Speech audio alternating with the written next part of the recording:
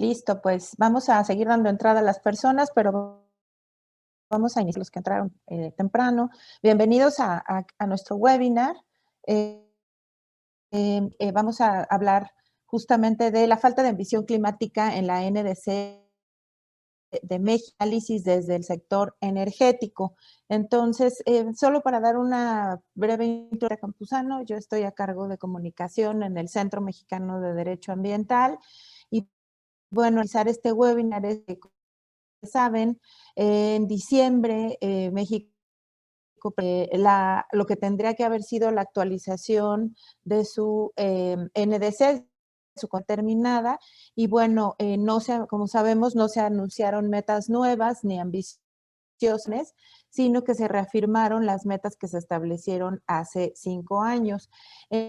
A nuestro entender y de las organizaciones que participamos el día de hoy en el webinar, retrasa a México de sus compromisos de mitigación establecidos en el Acuerdo de París y pues computa que se había atrasado, ¿no? Para alcanzar las metas de reducción de emisiones.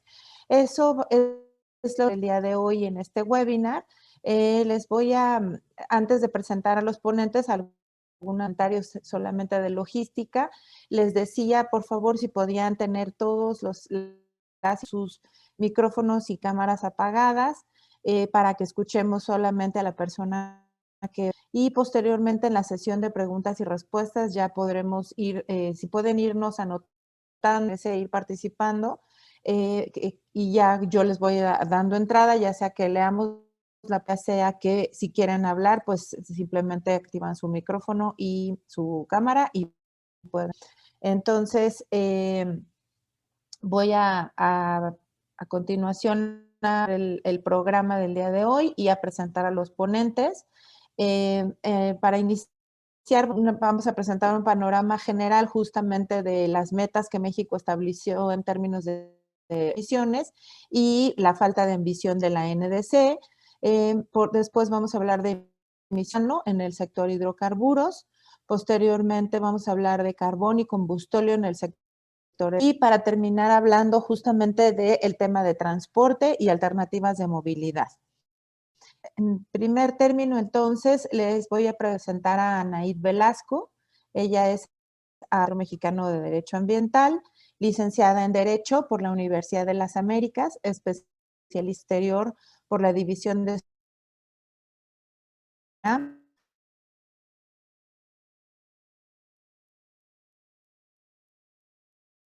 coordina el área de investigación del SEMDA, donde ha coordinado y desarrollado diversos proyectos relacionados con el derecho humano al agua, cambio climático y biodiversidad, entre otros. Anaid, entonces te damos la palabra. Gracias. Hola, ¿qué tal? Muchas gracias. Buenos días a todas y a todos. Gracias por acompañarnos y hacerse un espacio esta mañana para hablar de este importante tema. Voy a compartir pantalla. Les pido, Margarita, por favor, si me confirman que se ve. Sí se ve. Perfecto, gracias.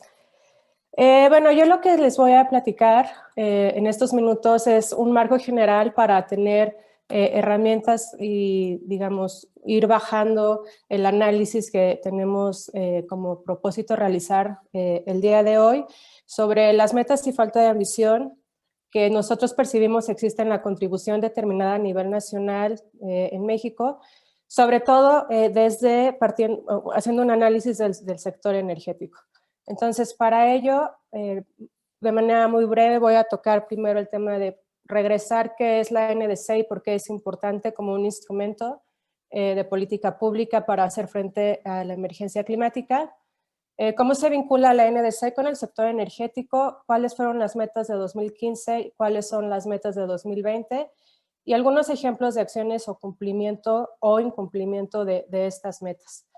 Entonces, la NDC es un instrumento que se acordó por los estados parte firmantes de la Convención Marco de Naciones Unidas para el Cambio Climático durante 2013 y en el cual se veía justamente ante la forma en cómo se venía implementando tanto la Convención Marco como el Protocolo de Kioto, se dieron cuenta que hacía falta aterrizar o tener instrumentos más concretos en donde los estados parte de manera más vinculante o más comprometida pudieran reflejar sus esfuerzos para cumplir con los objetivos de los distintos instrumentos, ¿no? En este caso la Convención Marco y el Protocolo de Kioto. Entonces, en 2013, durante la COP en Varsovia, en Polonia, se llegó al acuerdo en que cada Estado parte tendría que llevar a cabo o materializar sus intenciones y sus ambiciones en un instrumento llamado Contribución Nacional Determinada, que si bien está más enfocado al sector mitigación, es decir, tratar de reducir estas emisiones de gases de efecto invernadero, pues también se consideró ideal meter componentes de adaptación, ¿no? Es decir, reducir la vulnerabilidad de las poblaciones y de los ecosistemas ante los efectos y a los impactos del cambio climático. Entonces, a partir de 2013 se acuerda eso y se comprometen los estados parte que en 2015 se presentaría este primer instrumento que coincide con la firma del Acuerdo de París. Entonces, en el contexto del Acuerdo de París, los estados presentan sus NDCs y durante digamos, el objetivo se amarra un poco más con el objetivo del Acuerdo de París, que recordar es mantener la temperatura por debajo de los 2 grados centígrados e idealmente o progresivamente llegar a esta temperatura, mantener la temperatura bajo el escenario del 1.5 grados centígrados que nos ha recordado el panel intergubernamental de cambio climático, que de hecho es el escenario idóneo y más bien hacia donde tenemos que estar apuntalando en la construcción tanto de las acciones nacionales como internacionales. Entonces, partiendo de ahí, bueno, es importante la NDC porque los países de manera voluntaria, pero tomando en cuenta sus realidades nacionales, sus capacidades también, y principios como el de responsabilidades comunes pero diferenciadas, entonces establecen estas metas de reducción de emisiones. Sin embargo, un aspecto importante que menciona el Acuerdo de París es que deben ser metas progresivas con el tiempo, ¿no? Es decir, metas que una vez más atiendan a atender esta emergencia climática y muy importante en países como el nuestro, en México, en donde tenemos una agenda de derechos humanos, bueno, la NDC cumple una importantísima función para garantizar, en el caso de estar bien hecha y ser cumplida, derechos humanos o caso contrario, pues poner en riesgo el cumplimiento de derechos humanos. Entonces, en los países donde tenemos esta agenda de derechos humanos, países casi siempre occidentales, pero bueno, México somos parte de esa tradición jurídica, tenemos una agenda o un mandato constitucional en donde todos los actos u omisiones de las autoridades deben apuntar a cumplir de manera progresiva estos derechos. Y esto es muy fácil de ver o de relacionar con el cambio climático porque ya desde hace aproximadamente también unos 15 años se ha vinculado estos efectos del cambio climático con derechos humanos, ¿no? Basta ver, por ejemplo, los efectos de los fenómenos hidrometeorológicos extremos que son exacerbados por el cambio climático. Pensemos que la gran cantidad, los huracanes, por ejemplo, generan desplazamiento de personas, pérdidas de vivienda, pero también, por ejemplo, generan inundaciones en donde muchas veces los sistemas de drenaje de poblaciones no pueden hacer frente a estas inundaciones, entonces se desborda el drenaje, dejan al expuesto aguas residuales y ahí vemos una gran cantidad de afectaciones, ¿no? Por un lado, vivienda, que se relaciona con el derecho humano a la vivienda en México, está reconocido. Hay un derecho humano también ahí afectado, que es el derecho humano al agua, porque se afecta la calidad o el acceso de las personas a agua y se exponen las aguas residuales. Derecho humano a la salud también.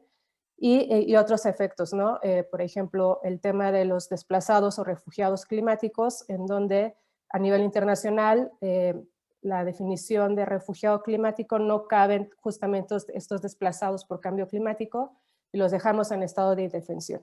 Y todo esto, o sea, todos estos impactos, bueno, la NDC tiene un papel fundamental porque desde arriba o desde la construcción de la NDC justamente se apuntalan o se escriben estas metas de cómo vamos a estar llevando a cabo acciones a nivel nacional para reducir la vulnerabilidad y una vez más repito, las emisiones causantes de este fenómeno. Algo que quisiera resaltar también es que el artículo 4, numeral 3 del Acuerdo de París, de manera expresa establece que la NDC, por lo tanto, y ya lo decía previamente, representará una progresión con respecto a la contribución determinada a nivel nacional que esté vigente. Y esto es muy importante señalar para el tema que nos toca el día de hoy, porque bueno, México presentó, de hecho, México se jacta de ser el primer país de haber presentado su NDC en 2015, y en cumplimiento de esto, entonces, la NDC que se presentó en diciembre en 2020, también en cumplimiento de los 5 años en los cuales se debe ir actualizando la NDC conforme el Acuerdo de París, pues tendría que haber mostrado esta progresión, ¿no? Respecto a la ambición. Y esta progresión, si bien es cierto que debe tomar en cuenta las capacidades de cada país, es decir, reconociendo que no todos los países tenemos las mismas capacidades técnicas, financieras, por ejemplo, también se toma en cuenta el principio de responsabilidades comunes pero diferenciadas. Y en aplicación de este principio, pues basta mencionar que México está dentro de los primeros 15 países que más emisiones genera en el contexto mundial, ¿no? Entonces, la responsabilidad de México es grande, ¿no? Y por lo tanto, pues su ambición tendría que ser grande. La construcción de la NDC toma, entre otras cosas, se hace a través de un proceso participativo, pero desde el punto de vista técnico, toma como referente los datos arrojados por el Inventario Nacional de Emisiones de Gases y Compuestos de Efecto Invernadero, de forma que la NDC de 2015 tomó como referente los datos del Inventario Nacional de 2013 y la NDC de 2020 tomó como referente el Inventario Nacional de 2015. Y algo que coincide lo que estamos viendo en pantalla es justamente el inventario de 2015, que sirvió de base para la construcción de la NDC presentada en diciembre, es que justamente es el sector transporte y energía los que más emisiones generan de estos gases, ¿no? De causantes de cambio climático. Por lo tanto, en un ejercicio muy sencillo de lógica, tendríamos que estar teniendo metas y acciones en donde justamente tratemos de abatir las emisiones de estas fuentes y de estos sectores. Aquí lo que estoy proyectando es, digamos, graficado justamente estas emisiones y las contribuciones por sector. Entonces, el sector energético, una vez más, resalta como el sector que más emisiones genera. Dentro de estos, bueno, el gas dióxido de carbono es el que más toneladas tenemos, pero tenemos también los otros gases de efecto invernadero, en el cual el metano juega un papel preponderante y del cual estaremos hablando más adelante también. Y algo que es importante también mencionar es que, bueno, este es un screenshot de la página de cambio climático del gobierno, es en donde justamente se reconoce, ¿no? Que ustedes están viendo subrayado, que en los últimos 7 años las emisiones, si bien han crecido, el ritmo ha disminuido. Y esto se debe a que había habido una disminución de uso de petróleo y carbón, había habido incremento en la generación del sistema de generación de energía eléctrica a partir de energías renovables, también temas de eficiencia.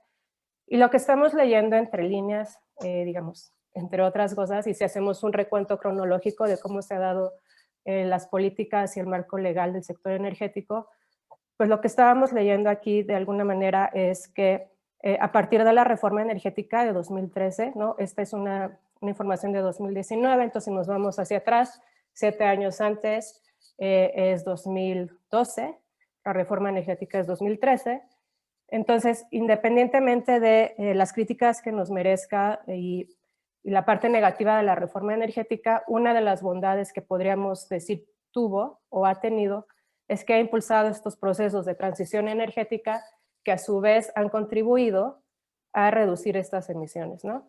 Entonces, esto hay que tomarlo en cuenta para el análisis de qué es lo que ha pasado en el sector energético.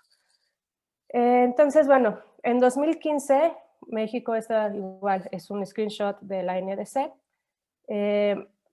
Las metas que se presentaron fue una meta de reducción del 22% de emisiones al año 2030 de manera no condicionada, es decir, sí o sí las tenemos que cumplir con recursos propios, y una meta condicional dependiendo de cómo nos alleguemos de ayuda internacional.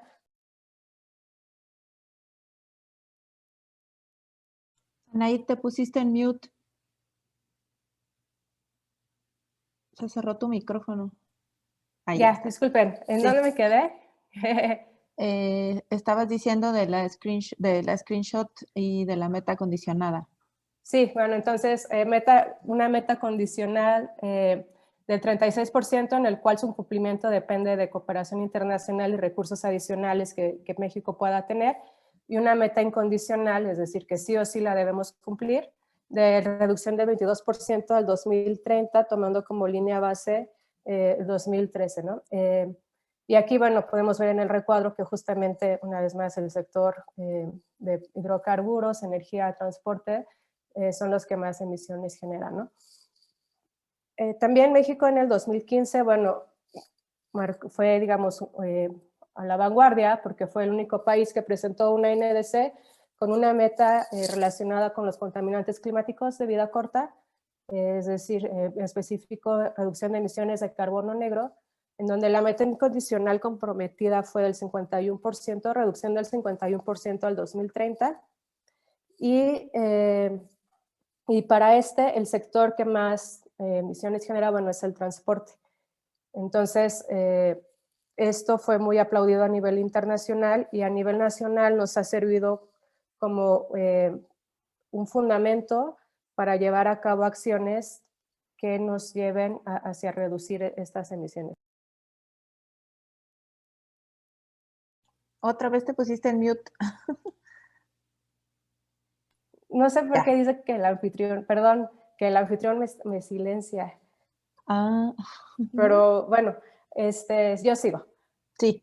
Entonces, la NDC, de manera específica, la de 2015, cosa que ya no hace la de 2020, ¿no? Que esa es otra diferencia que vemos, es que enumeró una lista de acciones particulares o muy específicas en los cuales se mencionaba cómo ellos estaban pensando que se iba a cumplir con estas metas incondicionales. Entonces, por ejemplo, de la NDC de 2015, de manera expresa, se incluía que en el sector energético se tendría que generar el 35% de energía limpia para el año 2024 y 43% al 2030, lo cual es una meta tomada y consistente de las metas de la Ley de Transición Energética y de la Ley General de Cambio Climático. Entonces, lo que hacen es tomarla y plasmarla en la NDC. Otro ejemplo es reducir al 25% las fugas, venteo y quemas controladas de metano, sustituir en la industria nacional los combustibles pesados por gas natural, energías limpias y biomasa, etcétera, etcétera. Y del sector transporte, pues unas de las acciones que se identificaron fue, por ejemplo, la modernización del parque vehicular, homologar los estándares que tenemos en México con los que existen en Norteamérica, abastecer de gasolinas y diésel de ultrabajo azufre, entre otras. Y así por sector, la NDC de 2015 identificaba acciones que podrían contribuir a las metas, ¿no? Cosa que no sucede en la NDC de 2020. En la NDC de 2020 simplemente se repiten las metas y establece, posteriormente haremos una hoja de ruta para saber cómo llegaremos, ¿no? Entonces, bueno, esa es otra gran diferencia. Y algo que también es importante mencionar es que de acuerdo al Climate Action Tracker, que es una organización internacional que evalúa, entre otras cosas, qué tal van los países cumpliendo con, digamos, cómo va su NDC y qué tanto sirven para el cumplimiento del objetivo de los 2 grados y el 1.5 del Acuerdo de París, pues la NDC de México de 2015 fue insuficiente, ¿no? O sea, entonces, partiendo de ese hecho, que no es una NDC que sea consistente o que sea acorde a lo que tendríamos que estar haciendo para abatir el cambio climático, pues ya tenemos estructuralmente de inicio una falencia que se va a ir arrastrando hacia abajo, ¿no? O hacia de manera vertical. Asimismo, a nivel nacional, bueno, se han llevado a cabo muchos ejercicios de cómo se ha cumplido o no con los distintos instrumentos de política pública. Entonces, en el 2017, por ejemplo, la evaluación de la política climática, encontró que México iba muy retrasado en el cumplimiento de sus compromisos del PEC. Esta evaluación se hizo al Programa Especial de Cambio Climático, que si bien hay que reconocer, no es consistente con la NDC, o sea, son dos instrumentos que en su momento corrieron de manera paralela.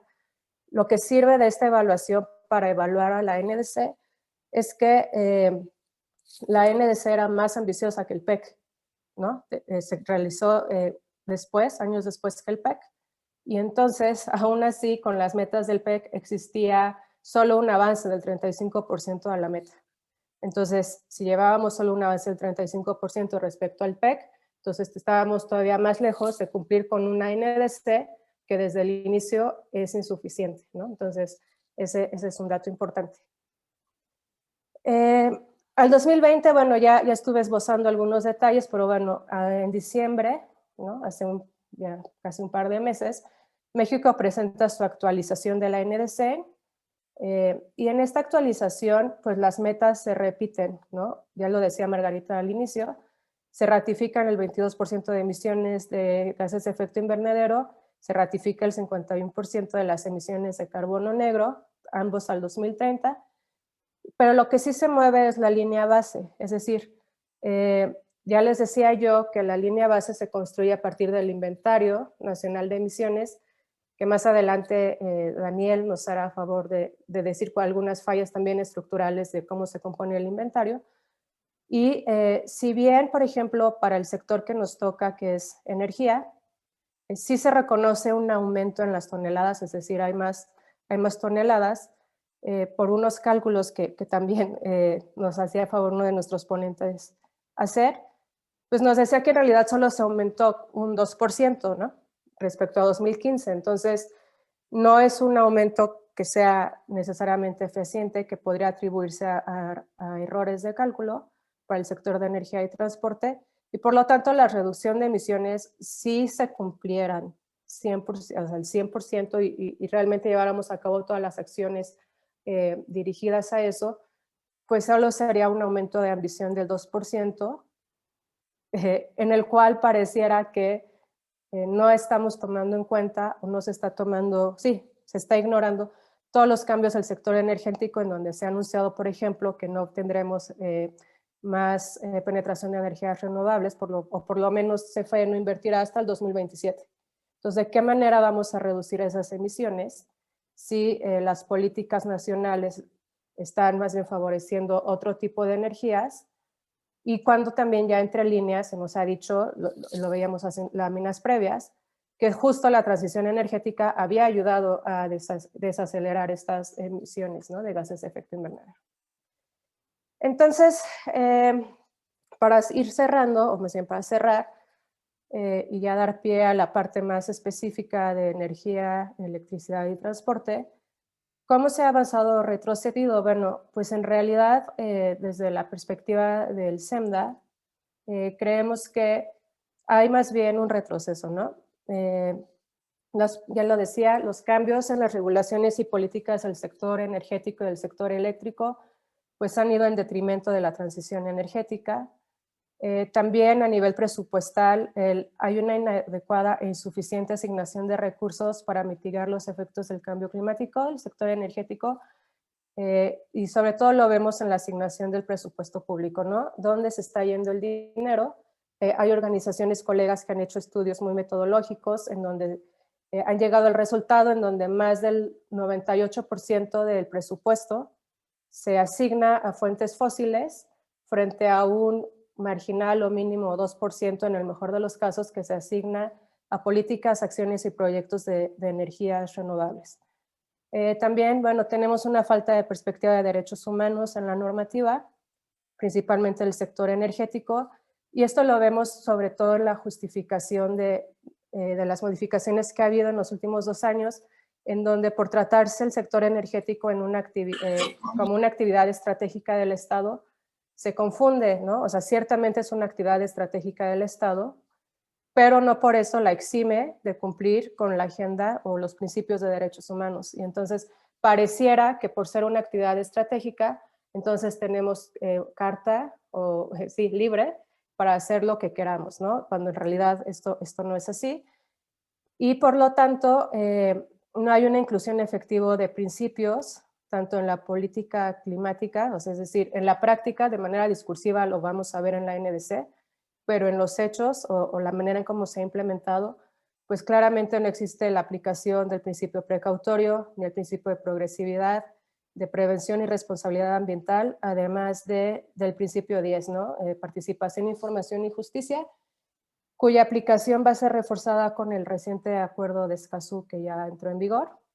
Entonces, en síntesis, para el SEMDA, pues creemos que la NDC, no obstante la importancia que reviste como un instrumento para hacer frente a esta emergencia climática, pues de entrada es un instrumento que no es ambicioso, no ha sido ambicioso desde el inicio, no es ambicioso en su actualización, deja mucho que desear desde la perspectiva de derechos humanos y como instrumento clave para hacer frente a la emergencia climática.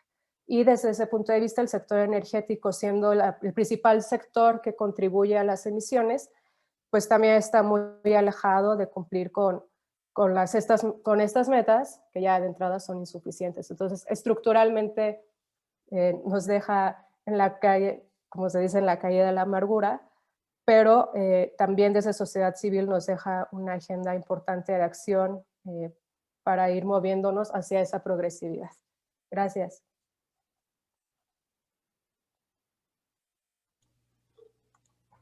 Muchas gracias, Anaíd, por tu presentación. Y bueno, tuvimos con Anaíd entonces esta presentación general del panorama del cumplimiento que México ha hecho de sus compromisos internacionales establecidos en el Acuerdo de París. Y ahora con nuestros siguientes ponentes vamos a ir analizando en cada uno de los sectores principales generadores de emisiones. Entonces, como ustedes saben, el metano es un importante también gas de efecto invernadero y se generan emisiones fugitivas cuando se hace la extracción en hidrocarburos, y México también tiene compromisos establecidos ahí. Por tanto, nos interesa muchísimo la participación de Daniel Zavala a continuación para hablar de ese tema. Y les platico brevemente la semblanza. Daniel Zavala es científico del Environmental Defense Fund, EDF, donde coordina proyectos de investigación relacionados con la contaminación del sector hidrocarburos y el calentamiento global. Tiene un doctorado en Ciencias del Medio Ambiente por la Universidad de Texas en Austin y es actualmente investigador visitante en la Universidad de Utrecht en los Países Bajos. Daniel, te doy la palabra. Adelante. Gracias, Margarita, y hola a todas y a todos. Gracias por su participación. Voy a compartir mi pantalla. ¿Me pueden confirmar también si se ve? Sí, se ve. Perfecto.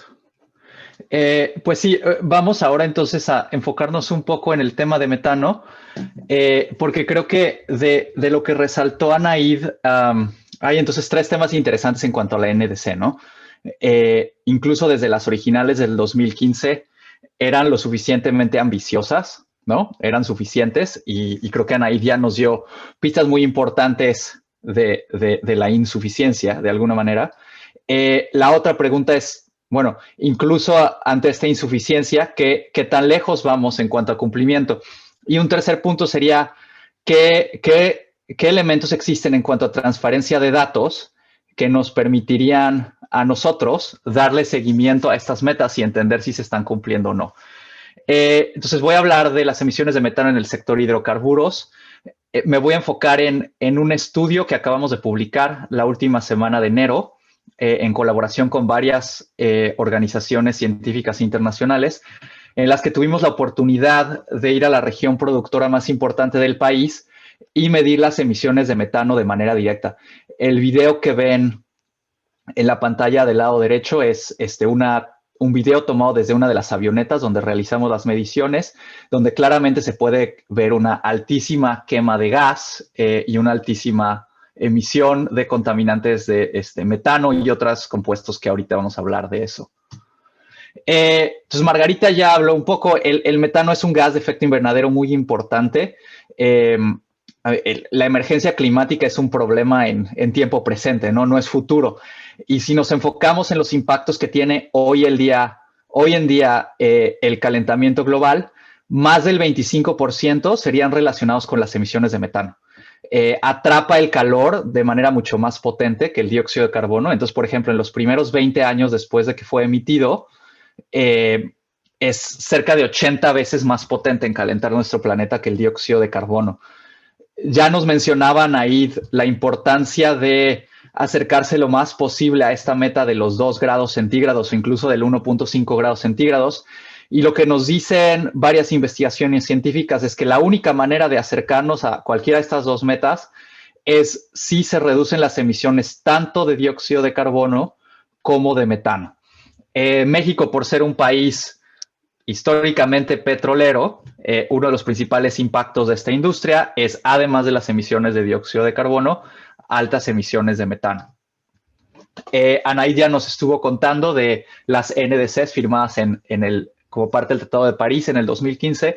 Lo interesante en el tema de metano del sector hidrocarburos es que un año después se firma un tratado trilateral con Estados Unidos y Canadá en el que México se compromete a reducir las emisiones de metano del sector hidrocarburos en cerca del 45%, ¿no? Entonces, de alguna manera, lo que se planteaba en las NDCs es ahora reflejado en un segundo documento un año después.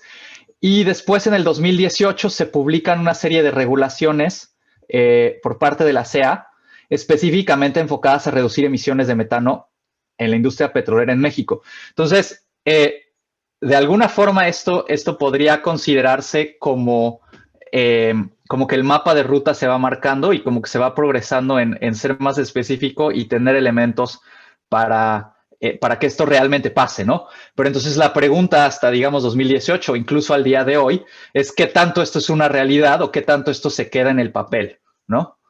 Y de eso vamos a hablar un poquito. Un primer punto importante es que existe una muy grande incertidumbre en los inventarios y los reportes de emisiones del sector hidrocarburos. Entonces, lo que tengo en esta gráfica son distintos estimados de las emisiones de metano de esta industria.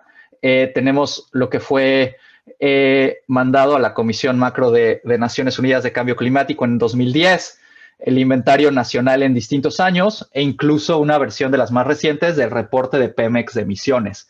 Lo que llama la atención en el tamaño de las barras es la gran variabilidad de un reporte a otro, ¿no? O sea, si tomamos la del 2010, la barra de hasta arriba, y lo comparamos con lo que pasa en las barras de 2014 a 2015, es una reducción de emisiones que, digo, pasaron en el escritorio porque son basadas simplemente en cambios en los cálculos, pero muy grandes, ¿no? O sea, con estos cambios de metodología de año con año, resulta imposible saber, por ejemplo, si realmente se reducieron las emisiones en ese 40-45% en los tratados internacionales. Pongo ahí dos datos de fuga de gas, que en el 2010 nos diría que es 11%, con el cambio de metodología, para el inventario nacional en 2015 es 2.6%. Este porcentaje de gas es interesante porque hay varios estudios científicos que lo que nos dicen es que si la fuga de gas es cercana al 3%, ¿no? O sea, por ahí de 2.8, el gas natural ha perdido todos sus beneficios como combustible limpio, ¿no? Entonces, si nos acercamos a 3% de fuga de gas, quiere decir que todas esas virtudes que se le atribuyen al gas natural han desaparecido. Entonces, si los datos fueran real, en 11% estamos completamente por arriba de eso. Si el inventario estuviera realmente más cercano a 2.6, incluso ahí ya se ha erosionado por completo estos beneficios del gas natural.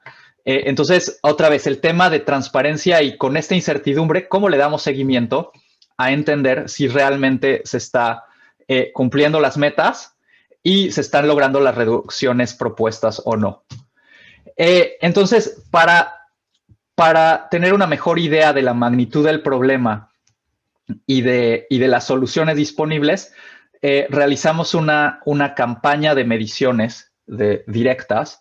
Nos fuimos a la región donde se concentra la mayoría de la producción de petróleo y gas, ¿no? O sea, nos fuimos a medir las emisiones costa afuera en las plataformas petroleras en aguas someras, en el Golfo de México, en la costa de Campeche, Y también nos enfocamos en lo que aparece en el mapa en azul, que es esta cuenca del sureste de Veracruz, Tabasco, Chiapas, Campeche, de las instalaciones en tierra. Y la idea era, vamos a medir de manera directa las emisiones para tener una idea más precisa de qué es lo que está pasando.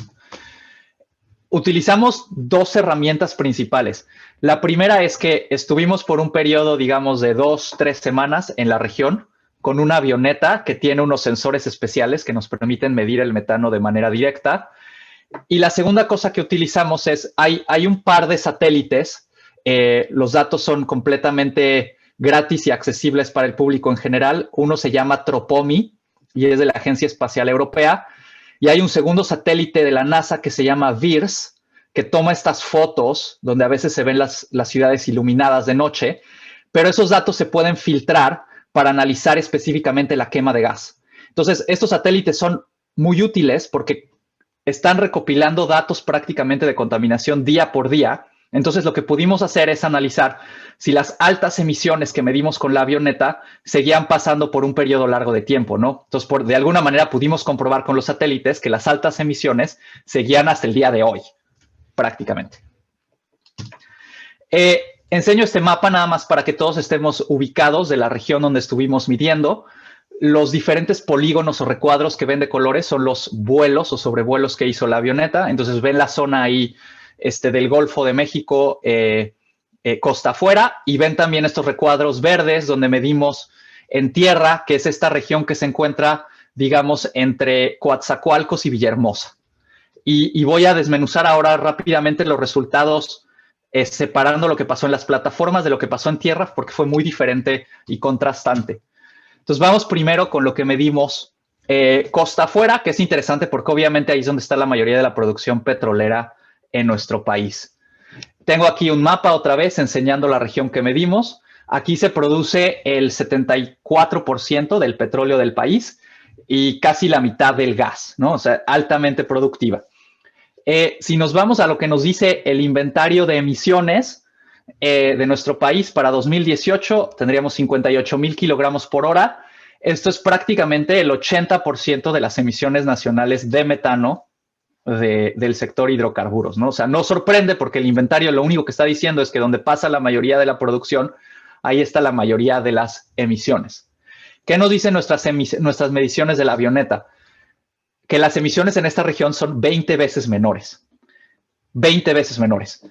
Entonces, si yo detuviera aquí mi presentación, parecería que esta es una historia muy positiva, ¿no? Porque realmente entonces nuestro país estaría emitiendo significativamente menor de lo que incluso se reporta en el inventario. En las siguientes diapositivas voy a enseñar cómo esta historia se pone más y más interesante. Entonces, ¿qué podemos hacer con los satélites?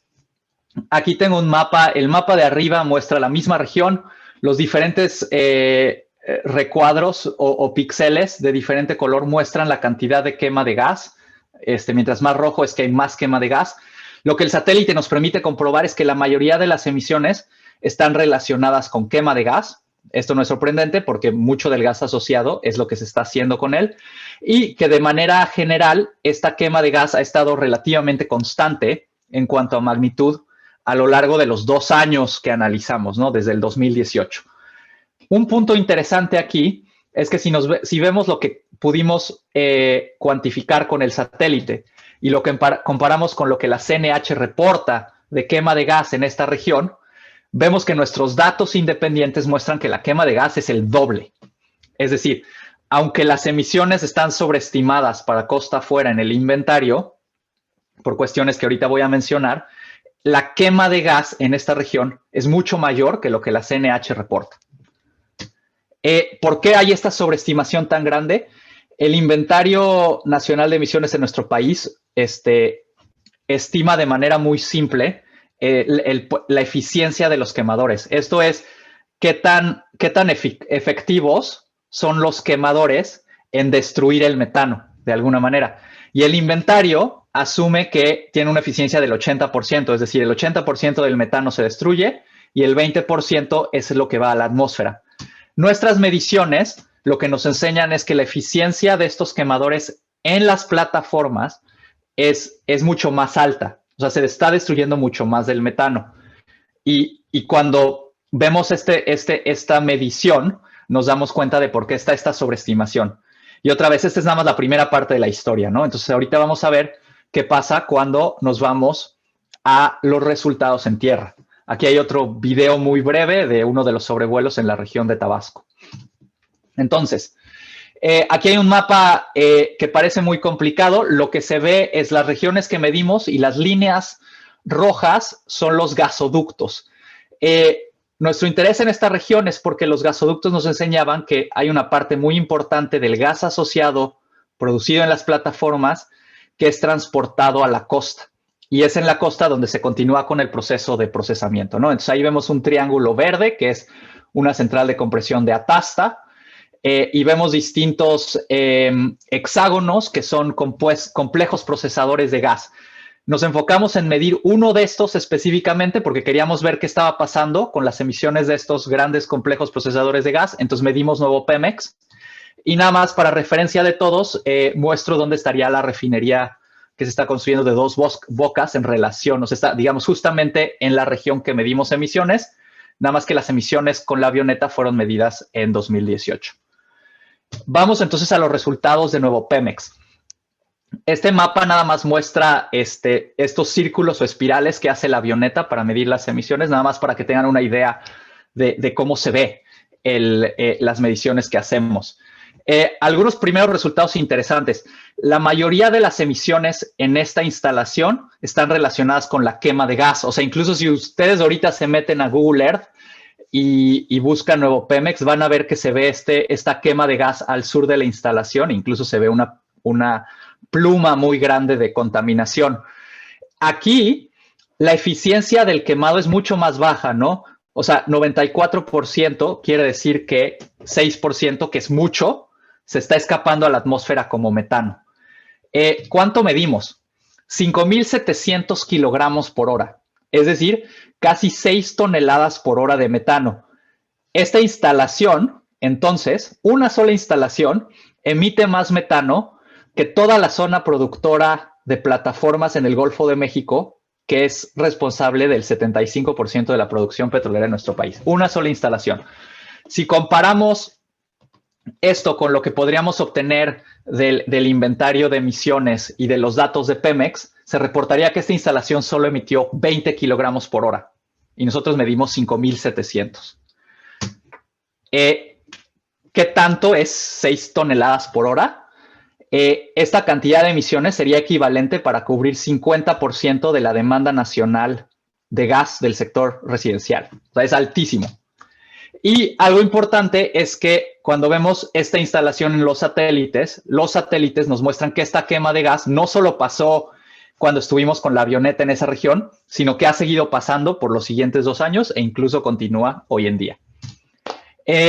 Además, algo que mencionó muy importante Anaid, creo, es el tema como de cambio climático y derechos humanos, y que muchas veces los impactos de estos gases de efecto invernadero también tienen impactos directos a la salud. Y esto tiene que ver muchas veces, por ejemplo, en el caso de la industria petrolera, con compuestos que son coemitidos con el metano. Aquí tengo otra imagen satelital de esta instalación. Y esto es alarmante por la cercanía de la instalación de Nuevo Pemex, por ejemplo, con la pequeña ciudad de Reforma e incluso la cercanía con Villahermosa, ¿no? Entonces, las emisiones de distintos compuestos, como compuestos orgánicos volátiles, monóxido de carbono, NOx, SOx, carbono negro, compuestos aromáticos policíclicos, tienen impactos muy importantes a la calidad del aire y tienen impactos muy importantes incluso directamente a la salud de las comunidades vecinas. Particularmente alarmante, se acaba de publicar un estudio de la Universidad de California donde analizaron los impactos a la salud de mujeres embarazadas que se encuentran cerca de quema de gas, incluso menor que lo que vemos en Nuevo Pemex. Y este resultado lo que encontró es un incremento significativo en la cantidad de nacimientos prematuros en estas comunidades cercanas a la quema de gas, ¿no? Entonces, esto nada más ilustrando algunos de estos efectos muy graves en adición a las emisiones de gases de efecto invernadero. Como para cerrar los resultados en la región en tierra, aquí tengo otra vez este recuadro que medimos entre Coatzacoalcos y Villahermosa. es responsable de una parte mucho más baja de la producción nacional, o sea, solo 10%. Pero vamos a ver qué pasó. El inventario asigna 1.900 kilogramos por hora, esto es solamente el 4% de las emisiones nacionales, pero la avioneta midió 29.000 kilogramos por hora, 15 veces más alto. Es decir, lo que estamos viendo en la región en tierra es el opuesto a lo que pasa costa afuera, ¿no? O sea, aquí las emisiones son muchísimo más elevadas que el inventario nacional. Cuando utilizamos el satélite para darle seguimiento por estos 2 años de tiempo, nos damos cuenta que lo que nos dice el satélite es que las emisiones son incluso todavía más altas, 25 veces más altas que lo que el inventario nos dice.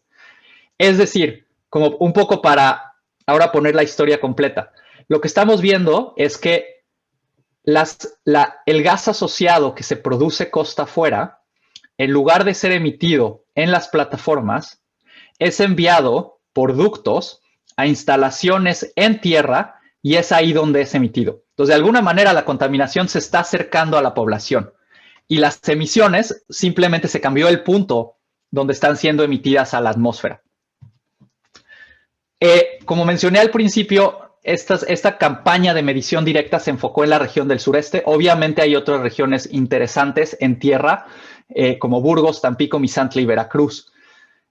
Lo que mencionamos en el estudio es que si estas características de emisiones que encontramos en nuestro estudio fueran similares en estas regiones, el inventario nacional estaría significativamente subestimando las emisiones totales. Es decir, lo que nuestros resultados sugieren es que la magnitud del problema de metano en México es mucho más grande de lo que se pretende.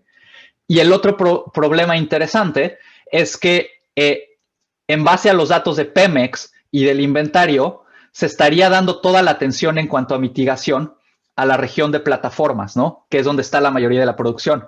Sin embargo, entonces, no se está enfocando la acción donde realmente está el problema, que es en la región en tierra, y donde el problema está más cerca y afectando a comunidades que habitan en esta región de alta producción petrolera. Como para redondear los resultados y compararlos un poco más, en nuestra región de estudio medimos que la quema total de gas es de 280 millones de pies cúbicos al día. ¿A qué equivale esto? Por un lado, y esto es un problema de eficiencia energética, toda esta quema de gas, es decir, ya no es solo Nuevo Pemex, ¿no? O sea, es toda la región que medimos, sería suficiente para cubrir entre 15 o 20% del consumo de gas del mismo sector hidrocarburos. Es decir, en adición al problema de calentamiento global y de las afectaciones a la salud, es un simple tema de desperdicio de recursos. Otra manera de comparar esto es con su impacto económico. Estos 280 millones de pies cúbicos por día que se pierden al quemarse de manera ineficiente, representan una pérdida económica de 4,000 millones de pesos al año. Esto sería suficiente para cubrir 13 veces el presupuesto que se ha asignado a la CEA, que es la agencia que está encargada de regular el sector hidrocarburos, o también sería equivalente a cubrir 15% del presupuesto asignado al CONACYT para este año, o 30% del presupuesto que se ha asignado a cultura. Es decir, una pérdida significativa de recursos que podrían ser utilizados para varios fines. Para cerrar, algunas cosas que quiero resaltar y para darle paso a mis colegas que nos van a hablar de otros ejemplos muy importantes en otros sectores.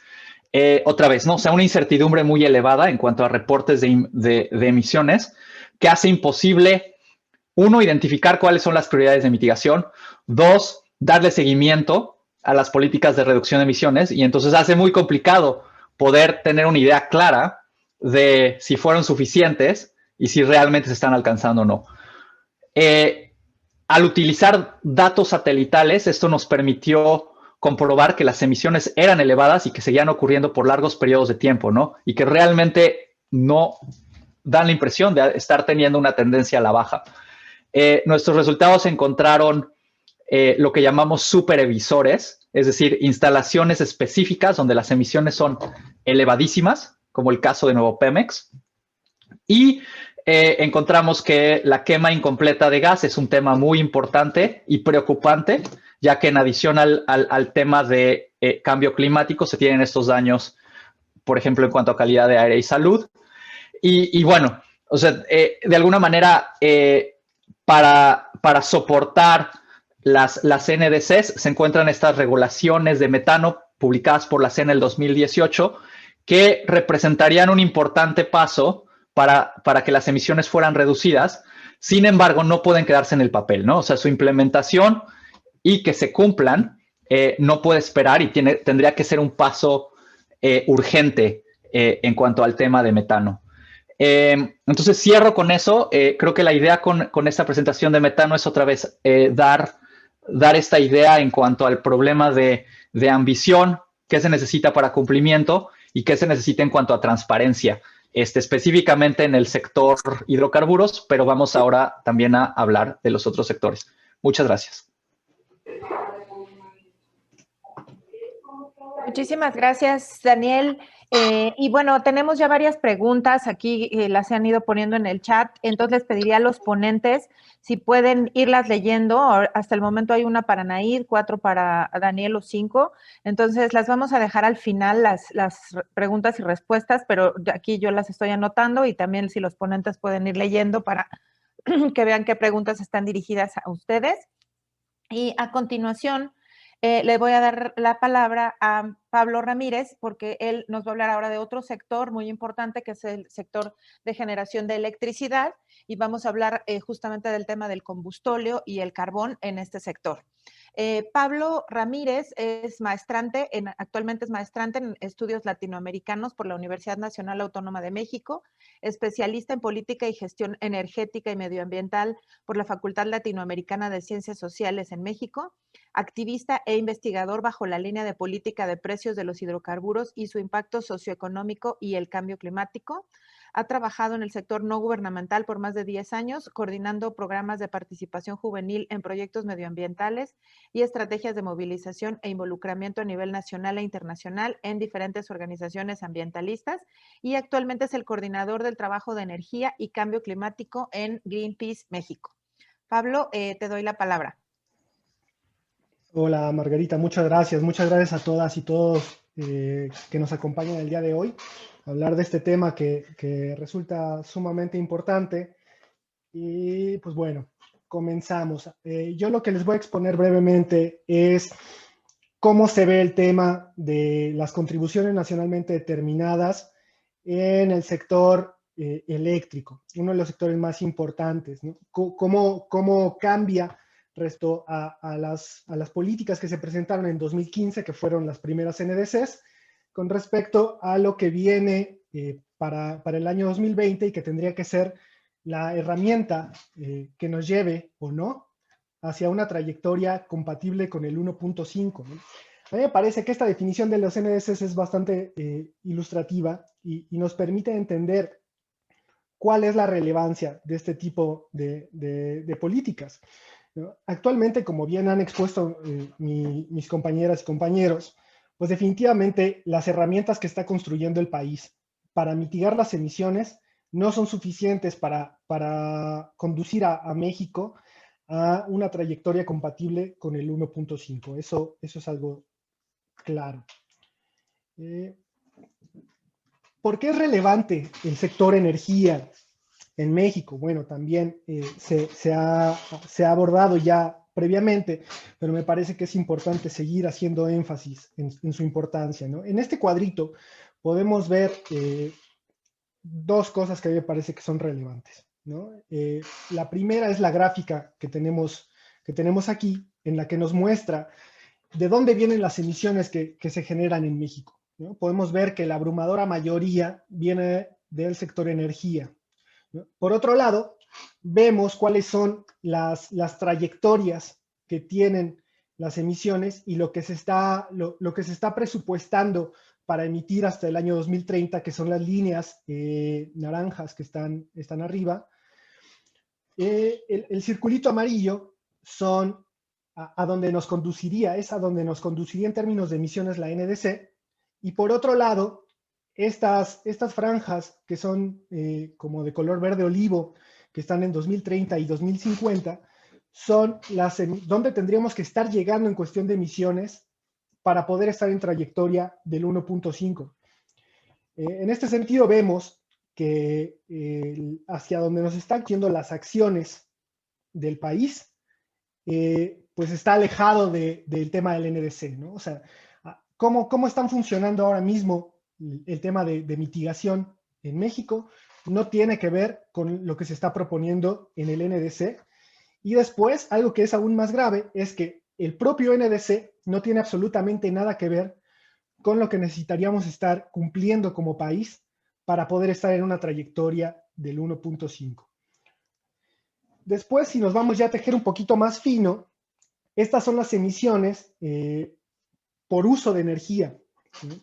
Vemos acá, este es un estimado para 2019, no es el estimado que tiene el gobierno, este lo saca Climate Transparency, pero me parece que es algo muy interesante de observar porque nos da un análisis que va más allá del 2015, que es la última fecha de inventario que tenemos.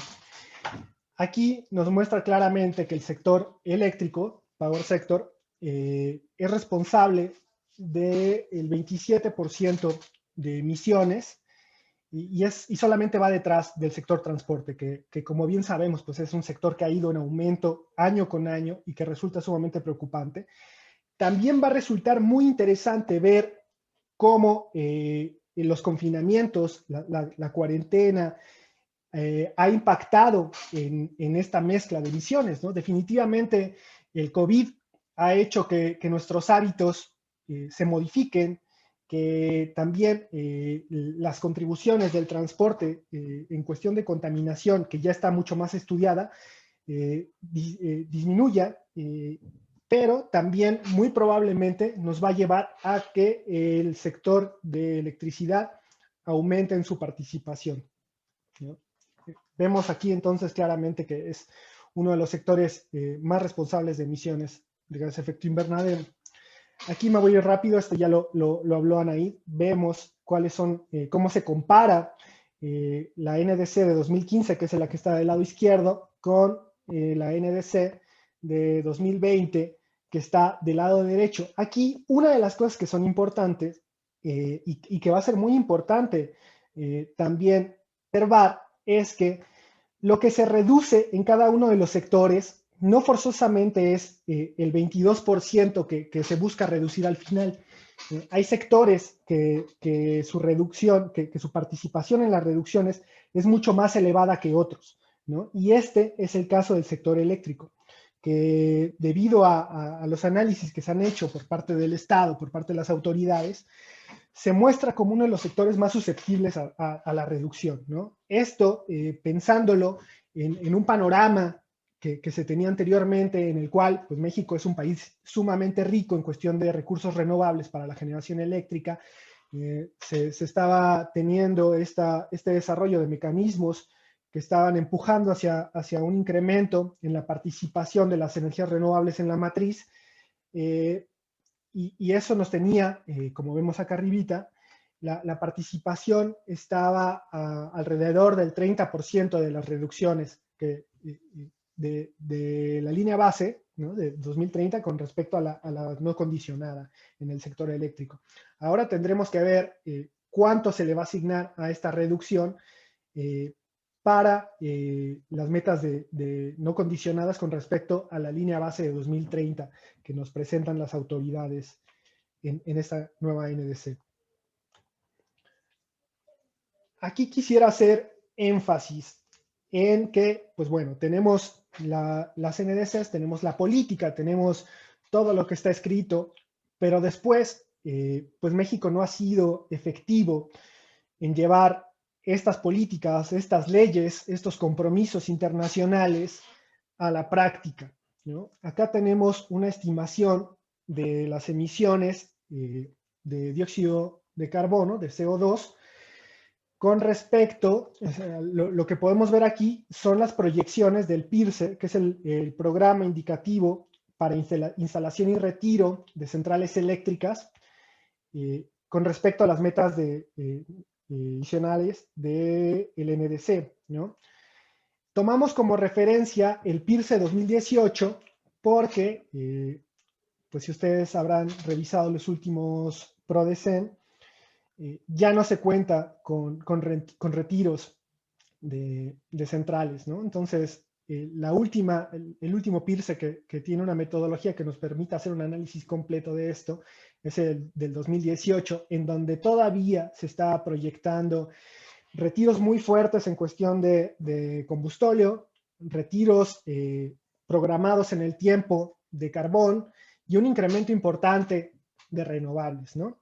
Aún así, vemos que las trayectorias son completamente distintas, ¿no? O sea, mientras la línea roja, que es el NDC, tiene una tendencia a la baja, podemos ver que el comportamiento del sector estaría creciendo, al menos por los próximos 3 años.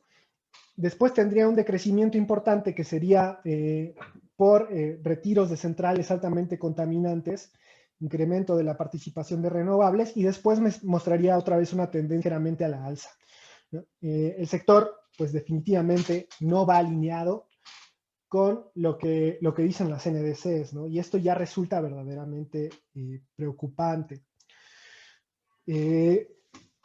¿Cómo se ven las reducciones en el sector eléctrico? Los NDCs, además de tener la meta de transición energética, que es este 35% de participación de fuentes limpias a 2024, 43% a 2030, que está mandatado en las leyes nacionales, en la Ley de Transición Energética, también tiene otros indicadores que, pues debido a la falta de tener el indicador cuantificable, pues resulta bastante indicativo, ¿no? En este caso me refiero particularmente al segundo punto, que muestra que uno de los elementos del NDC sería sustituir los combustibles pesados por gas, por energía y por energías limpias, ¿no? Y en este apartado particularmente se refieren al uso de combustóleo y de carbón. Aquí, pues esto resulta también bastante importante, porque vemos, y sobre todo con los anuncios de los planes del sector energético, del sector eléctrico de esta administración, vemos que está completamente en contravía, ¿no? Lo que dicen las contribuciones nacionalmente determinadas con lo que las propias autoridades están anunciando.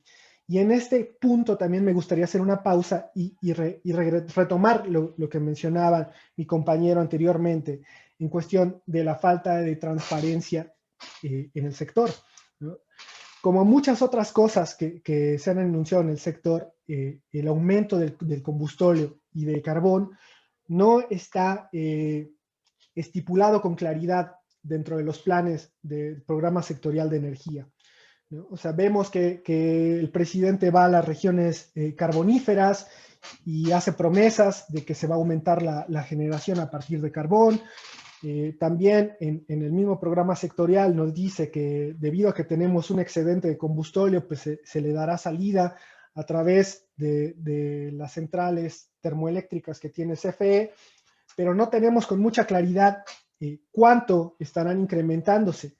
Y esto pues resulta verdaderamente problemático, sobre todo cuando entendemos que este tipo de combustibles, si bien son una parte marginal de la oferta de energía, o sea, si sumamos el carbón y el combustóleo, no superan el 12% de la generación de electricidad en nuestro país, pero sí superan el 30% de emisiones de gas de efecto invernadero que está ocurriendo en nuestro país, ¿no? En ese sentido, pues bueno, la política energética de la administración López Obradorista va hacia otra dirección completamente de la política climática y de las contribuciones que nuestro país ha estipulado tanto en la ley nacional como internacionalmente.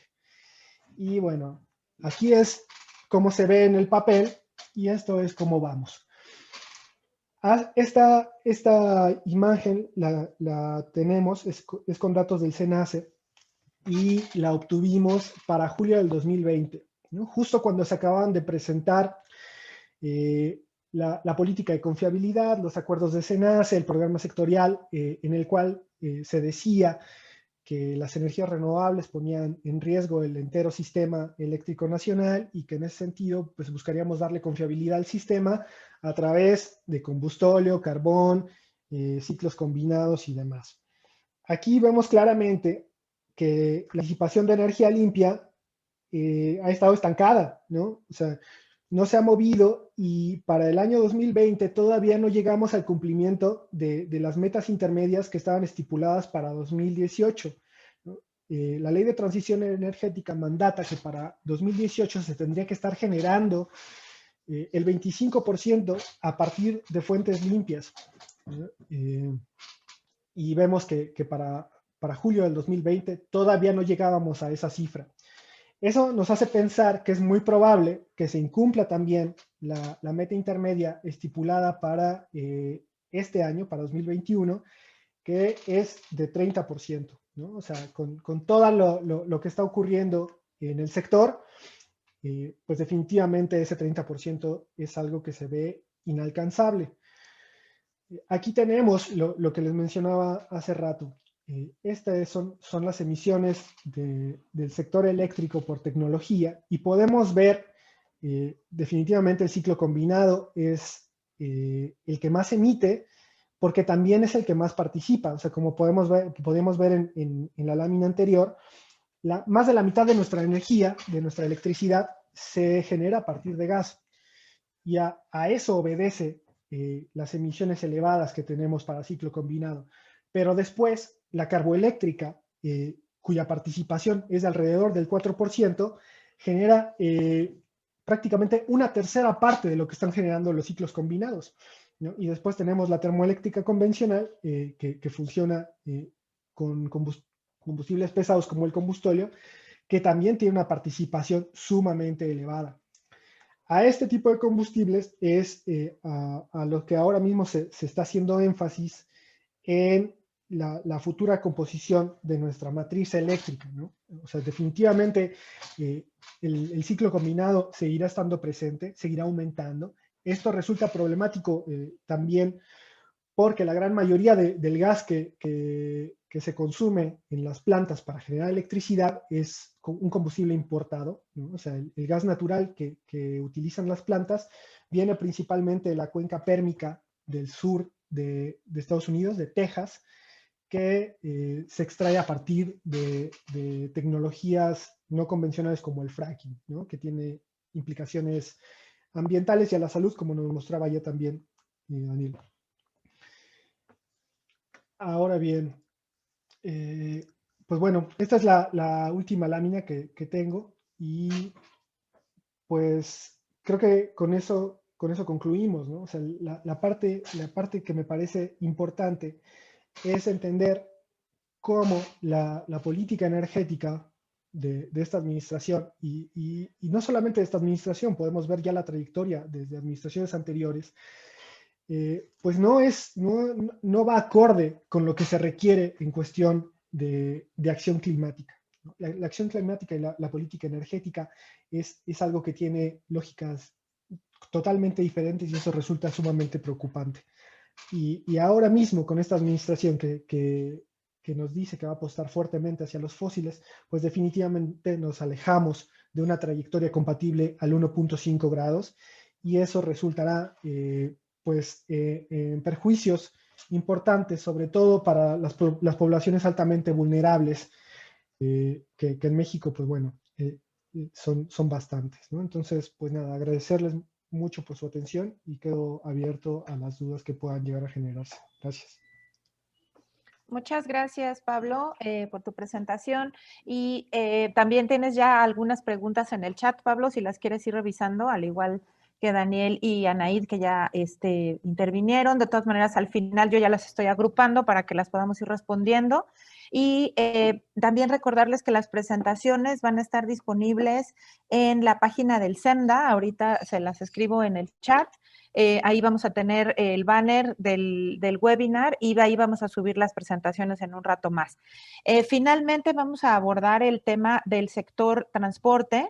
y también como uno de los principales generadores de emisiones, ¿no? De gases de efecto invernadero.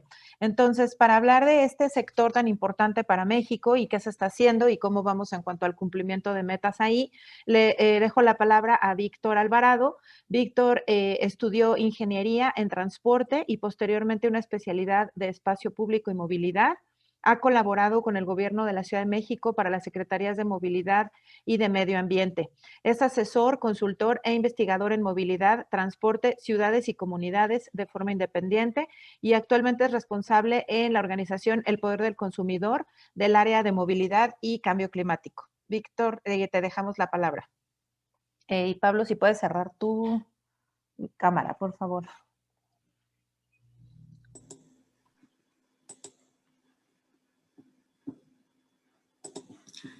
Muchas gracias. Voy a permitirme compartir la pantalla y por favor si me avisan si ya es visible.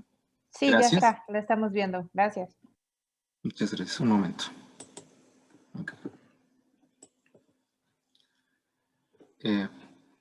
Bueno, primero que nada, gracias por la invitación y bueno, gracias por las personas que se encuentran el día de hoy siguiéndonos. Y bueno, se han ido hablando bastante de cuál es el papel de México y sí considero relevante abrir con este dato, independientemente de en qué papel estamos, si se ha comprometido México o no, si el tema ha sido bastante ambicioso o no. De entrada sí debo decir que por lo menos de 2001 a 2013 las afectaciones a consecuencia del cambio climático ya han tenido un impacto, ¿no? Y esta es una de las cifras que de alguna manera se rescatan y que son datos oficiales, son datos que vienen del gobierno de México como tal. Y bueno, como comentaba, en este periodo se tiene ahí un cálculo que las afectaciones por fenómenos climatológicos ascendieron a 2.5 millones de personas, ¿vale? Pero si no nos importan las personas, pues bueno, hay que hablarlos en términos económicos, ¿no? Y bueno, en ese contexto, pues bueno, han sumado más de 338.35 miles de millones de pesos, ¿vale? Hoy de repente, si tú quieres buscar algún documento de cuáles son esas cifras o cuál es esta afectación, pues prácticamente no lo encuentras, ¿no? No hay esas estimaciones, gobierno no está promoviendo este tipo de información, simplemente te dice que es mucho o es poco, ¿no? Y bueno, lo señalo porque este es, digamos, de alguna manera un escenario base, o sea, el tema de afectaciones climatológicas por el incumplimiento o por lo poco ambicioso que nos hemos visto, ¿no? Ya hay una base, ya hay pérdidas tanto de personas, afectaciones, pero también económicas, y bueno, lo dejo como un dato que nos permita a la reflexión de si se está cumpliendo o no se está cumpliendo, si tendría que ser más ambicioso o llevamos un camino tranquilo, laxo y relajado. De forma siguiente, referido a la invitación que me hacen en esta ocasión participar, que era enfocado de forma específica a las emisiones del sector transporte. Bueno, ya se ha venido comentando, de hecho al inicio, qué bueno que se comenta al inicio y qué bueno que de alguna manera se retoma nuevamente al final. Y bueno, esta es una radiografía de México y cómo se correlaciona con el tema de transporte. Ya lo comentaban en el primer segmento. El sector transporte entra en la categoría sí, lo que se refiere a transporte entra dentro de la categoría del sector energía, eso tenemos como que tenerlo claro. Y en ese contexto, pues bueno, el tema del sector energía como tal, se le atribuyen el 70% de las emisiones, esto termina siendo como un resumen del inicio.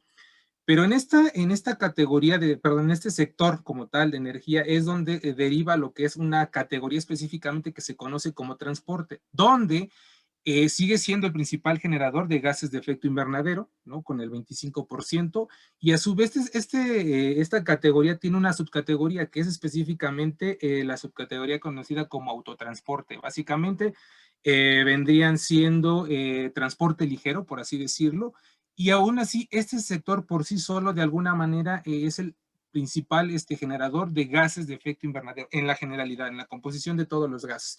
Y bueno, a su vez, este sector como tal se le atribuye el 98% específicamente de dióxido de carbono, ¿no? Entonces, Como podemos ver, esta es la relevancia del sector transporte y cómo se está manipulando y cómo está operando en México y qué papel está jugando, ¿no? De alguna manera se subrayaba a lo largo de esta charla, pero bueno, estos son algunos de los datos que sirven para tener una mayor claridad. Por ejemplo, la categoría específica del sector transporte es también el principal consumidor de energía con un 44%, ¿no? Y de ahí de repente muestro, bueno, ofrezco una gráfica específicamente del vehículo que conocemos o podemos identificar como particular, ¿no?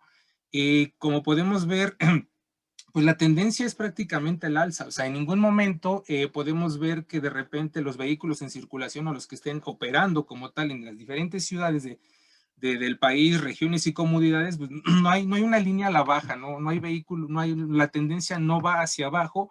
Y pues bueno, de entrada la exigencia de lograr reducir la generación de gases de efecto invernadero tendría que obligar a que no fuéramos tan dependientes de un vehículo que, como podrán ver en la imagen a la mano izquierda, pues bueno, tiene impactos negativos y nocivos para las personas y para las comunidades y para las ciudades, ¿no? Entonces, aquí evidenciar que pues prácticamente, reitero, el número va hacia el alza, no hay en ningún momento, y las estimaciones dicen que no, en ningún momento vamos a llegar hacia la baja. Y bueno, aquí un dato que sí considero interesante rescatar es lo que se refiere sobre este tipo de vehículos, pues prácticamente se tiene ahí la estimación que en su momento hizo el Instituto Nacional de Ecología, no todavía con la función de cambio climático, pero ellos comentaban que al día un vehículo particular se mueve 43 kilómetros, bueno, recorre al día 43 kilómetros, ¿no? Al día. Entonces, esto lo dejo como dato por lo siguiente. Este es un estudio que en algún momento sería interesante que se actualizara, pero se refiere al reparto modal de cómo se mueven las diferentes ciudades a nivel nacional. Y se divide básicamente en 6 regiones. De entrada vamos a hablar, sí, de las grandes ciudades y entendamos como grandes ciudades específicamente a lo que es la zona metropolitana del Valle de México, como lo es Guadalajara, Monterrey, Puebla, y también entra Toluca como tal de forma específica. Y ahí podemos ver cómo nos estamos desplazando o cómo nos estamos moviendo, ¿no? De entrada podemos ver que en las grandes ciudades sí hay una mayor movilidad en lo que conocemos como transporte público o transporte colectivo, ¿no? Y hay una reducción mínima de alguna manera en automóvil particular, pero de repente si vemos esta misma gráfica en cómo se comportan las personas o cómo son los desplazamientos en ciudades fronterizas, el dato cambia totalmente. O sea, hay una fuerte dependencia a desplazarse y a moverse en automóvil particular, como podemos ver, es casi o cerca del 70%, y eso lo vinculo directamente con el dato que ofrecía en la lámina pasada, o sea, 43 kilómetros en promedio al día a nivel nacional. Entonces, son desplazamientos que, como decíamos anteriormente, el automóvil particular prácticamente es el principal generador de gases de efecto invernadero. Y prácticamente el comportamiento es muy similar en las ciudades del norte, ¿no? 58% versus el transporte público con un 42%, ¿no? De repente en las ciudades centro, o sea, las ciudades que son circundantes a la zona metropolitana del Valle de México, nuevamente sí predomina el uso del transporte público, pero nuevamente si bajamos de repente a ciudades turísticas, nuevamente se vuelve a posicionar la movilidad en un automóvil particular, que es el mismo caso en las ciudades que se encuentran al sur. O sea, como podemos ver, la radiografía nos indica que todavía hay una fuerte necesidad, un paradigma de que la mejor forma de movilizarnos es a través del automóvil particular, y no estamos midiendo o no somos conscientes o las autoridades no están tomando las acciones necesarias para realmente revertir esta tendencia y hacer que busquemos otras formas alternativas de podernos movilizar.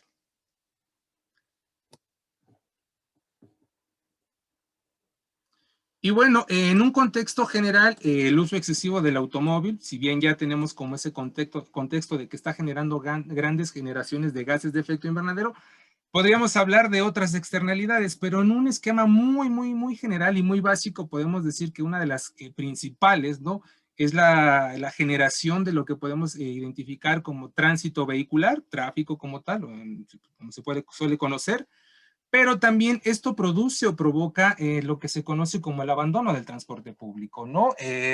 Se hace una mayor apuesta a la infraestructura en automóvil particular, destino menos recursos, ya también lo comentaba en su momento Anaí, bueno, empezamos a tener una flota de vehículos de transporte públicos obsoletos que, bueno, a la primera oportunidad las personas lo que van a hacer es adquirir un vehículo porque les ofrece quizás mayor seguridad, quizás viven en el paradigma de que van a llegar más rápido y demás, y bueno, esto pues trae como consecuencia mayor generación de emisiones y un elevado consumo de combustibles fósiles. Nuevamente, seguir alimentando este círculo de una dependencia, de seguir generando emisiones y bueno, prácticamente pareciera ser que no hay una fórmula para lograr salir de esto y cumplir justamente con metas ambiciosas para lograr reducir la generación de gases de efecto invernadero.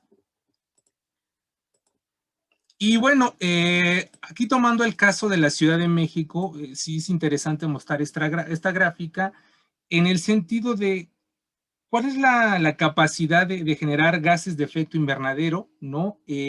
A partir de las modalidades o de la oferta de transporte que tienen las ciudades. Pues, reitero, este es el caso de la Ciudad de México. Ahí sí tengo que señalar que cada ciudad, a partir de sus condiciones ambientales, a partir de la tecnología que está operando, pues bueno, habrá una variación, pero sirve como base tomar el caso de la Ciudad de México. Y aquí podemos tal cual señalar que, por ejemplo, un vehículo sedán tradicional, convencional, genera 261 gramos de dióxido de carbono por kilómetro recorrido con una o hasta 5 personas.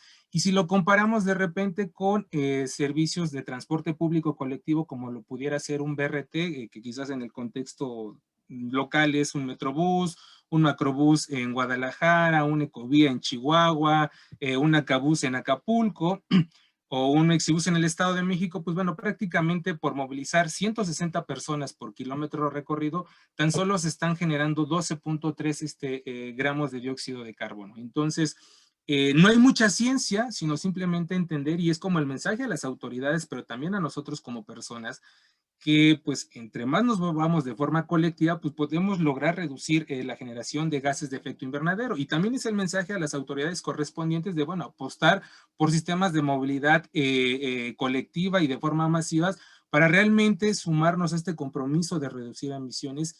Y si el gobierno, las directrices que se están tomando no son ambiciosas, pues bueno, de entrada, nosotros sí podemos generar este cambio que se necesita.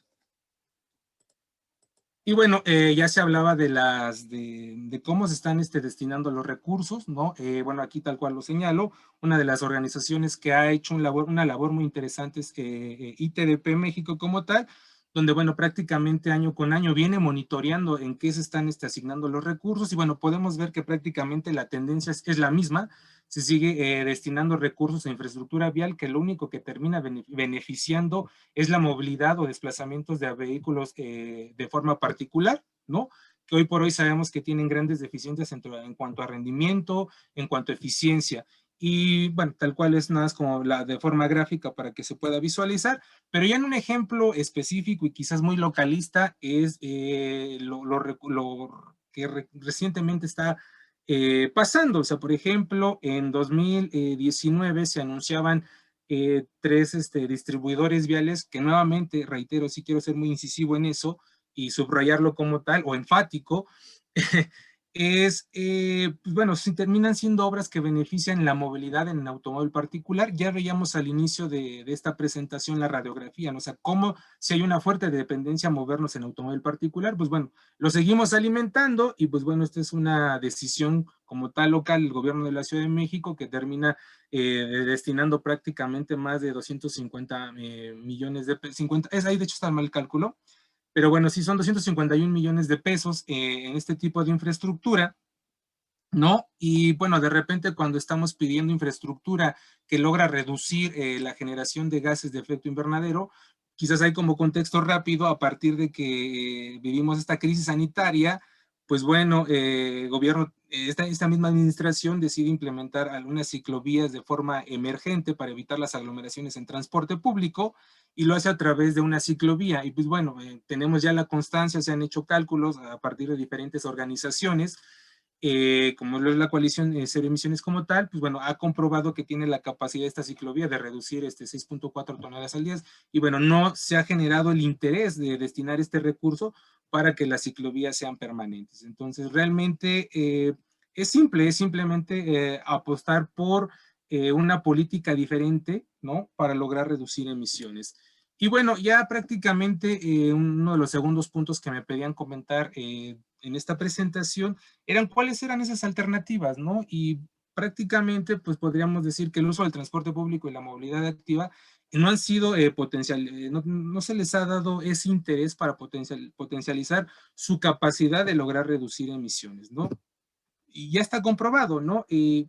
Por ejemplo, aquí mencionar que una persona, por ejemplo, el caso de Metrobús, ¿no? Un sistema BRT ha demostrado que entre el 15 y el 17% de sus usuarios han dejado su automóvil en casa por utilizar el servicio, ¿no? O sea, estamos logrando reducir emisiones.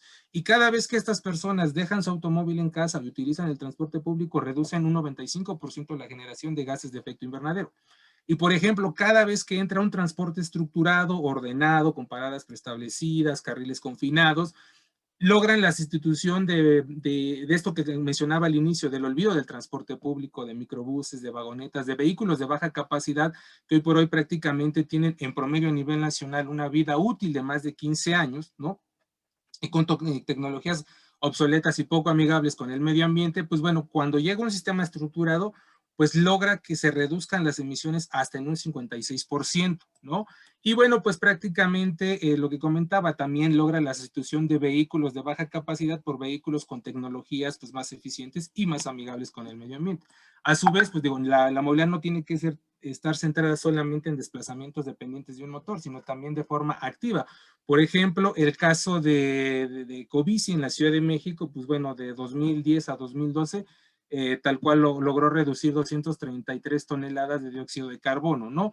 Y bueno, prácticamente también logró un cambio modal, es decir, que las personas ya no dependan del automóvil, que es lo que queremos, que es hacia donde tendría que ser la apuesta en las ciudades y comunidades y regiones como tal, es que dejen el automóvil particular y opten por formas distintas de movilizarse. Y bueno, este sistema como tal logró que el 54% de sus usuarios dejara algún tipo de vehículo motorizado para moverse de forma activa. Eso trae otros grandes beneficios como temas de salud, ¿vale? Y pues bueno, de forma específica, pues bueno, se refería que el 25% de las personas que utilizan Ecobici, pues anteriormente utilizaban un automóvil. Y básicamente ese es el mensaje que les quería compartir en esta pequeña presentación. Y bueno, quedo abierto a las preguntas, pero sí mencionar que hay una fuerte dependencia todavía a la movilidad de forma motorizada, pero también hay una como tal,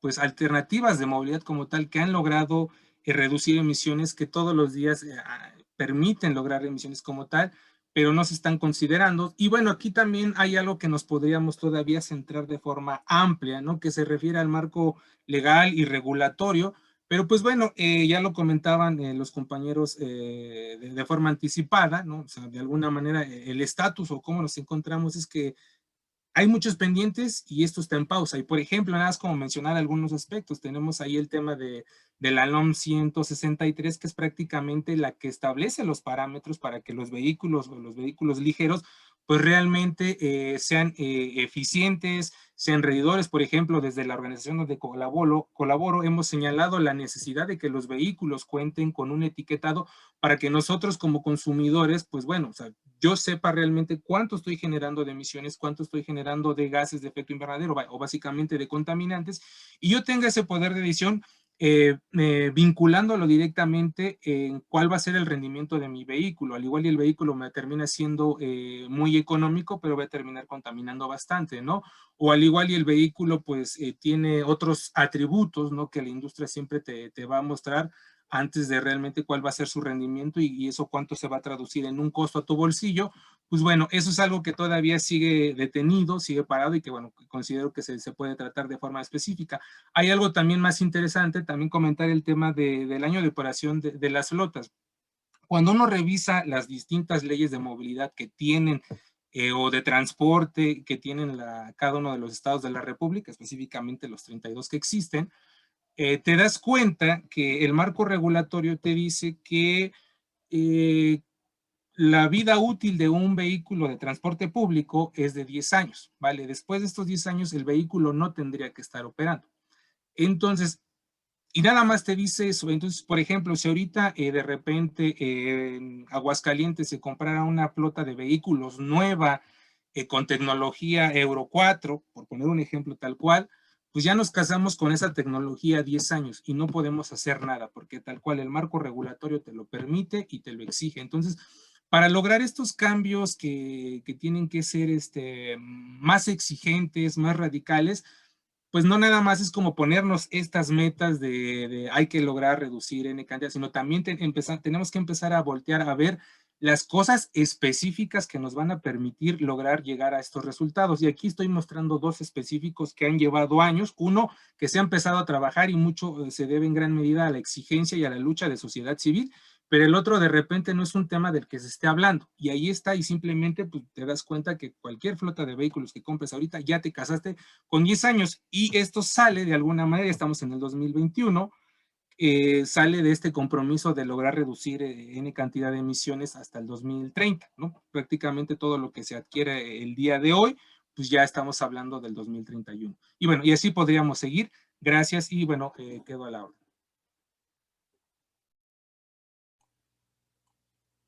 Muchísimas gracias, Víctor, y muchísimas gracias a todos los ponentes por la excelente calidad de sus presentaciones, la claridad de las mismas. Tenemos muchos comentarios felicitando en el chat y también preguntando sobre la grabación. La grabación nos la descarga Zoom más o menos después de 2 horas de que termine el evento. Vamos a crear un vínculo en YouTube y la pueden encontrar también en la página del SEMDA. Les comentaba que vamos a poner un pequeño sitio con las presentaciones y ahí también van a poder descargar la grabación. Tengo algunas preguntas, si quieren vamos presentándolas en bloque, como en estos últimos minutos.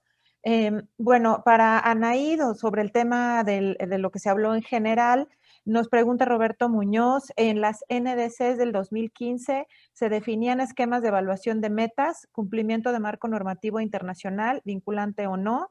Y Daniela Aguirre pregunta a Anaíd qué opiniones de casos contrarios al de México, como Colombia, que si bien presenta metas muy ambiciosas, el 50%, lo más probable es que no puedan cumplirla y que no hayan sustentado cómo la cumplirán.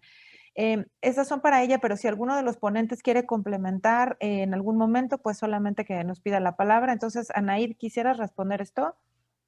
Sí, bueno, la NDC de 2015 de manera expresa no menciona que se tiene que evaluar, pero ya mencionaba, la NDC es un instrumento que aterriza el cumplimiento del Acuerdo de París, que aparte en el caso particular de México, por una reforma de 2015 a la Ley General de Cambio Climático, se incluye a la NDC como uno de los instrumentos de política climática susceptibles a evaluación, entre otras varias obligaciones. Entonces, o sea, la NDC de México no dice que se tiene que evaluar, pero eso no la exime de evaluarse. ¿Por qué? Porque por un lado el Acuerdo de París sí que contiene mecanismos de cumplimiento y de reporte de cómo se van avanzando justamente en la aplicación, transparencia y, valga la redundancia, cumplimiento de la NDC. Entonces, esto se lo tienen que reportar los países en cada conferencia de las partes. Entonces, para yo poder reportar ese cumplimiento y tengo que hacer una evaluación, ¿no? Y ya mencionaba, la Ley General de Cambio Climático que se modificó en 2015 justamente incluyó a la NDC como parte de los instrumentos de política ambiental y si lo leemos de manera, digamos, integral, existe este mecanismo de evaluación de política climática a nivel nacional, que es un mecanismo copiado de leyes presupuestarias, y entonces, al ser la NDC parte de la política climática nacional, es susceptible de evaluación. Entonces, esas son como las dos vías o las dos formas en la cual podemos exigir tanto su evaluación y por lo tanto que se desprenda un mecanismo para ello.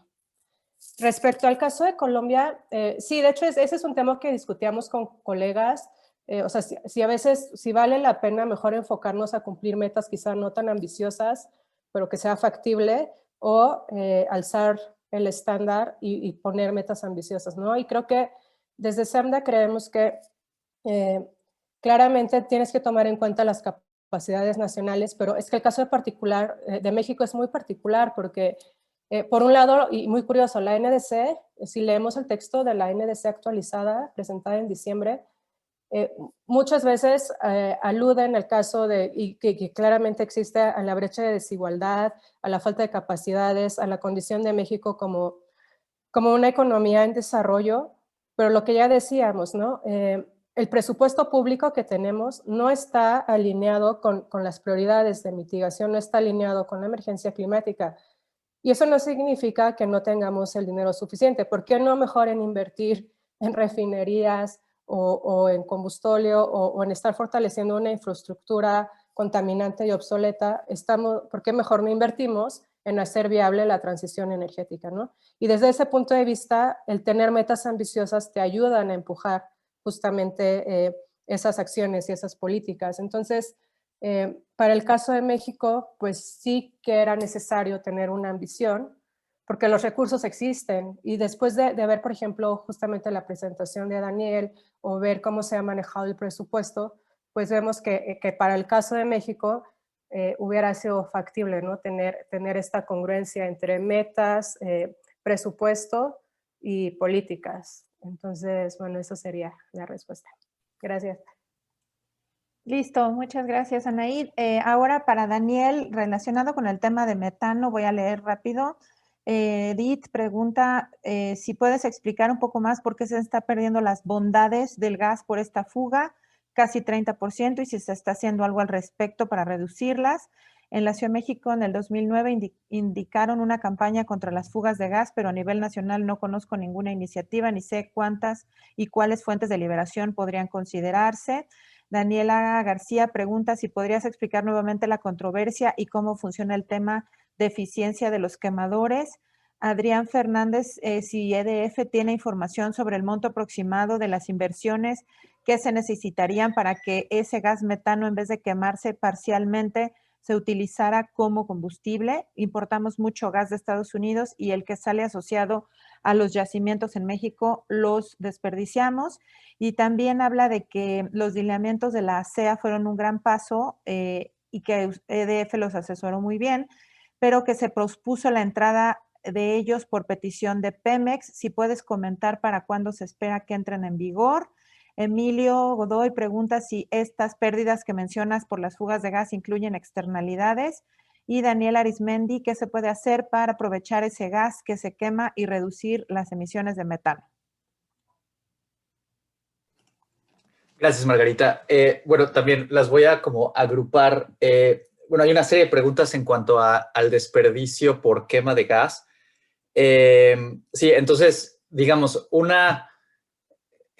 en teoría, que se plantea como solución, aunque no lo es así dentro de la industria petrolera, es que el gas asociado que va coproducido con el petróleo se manda a estos que se llaman quemadores, teas, antorchas, y ahí se quema, ¿no? O sea, y la idea es que entonces, en lugar de dejarlo que simplemente se ventee y se mande a la atmósfera, el quemador te permite de alguna manera destruir o deshacer el metano que tiene este gran impacto de calentamiento global.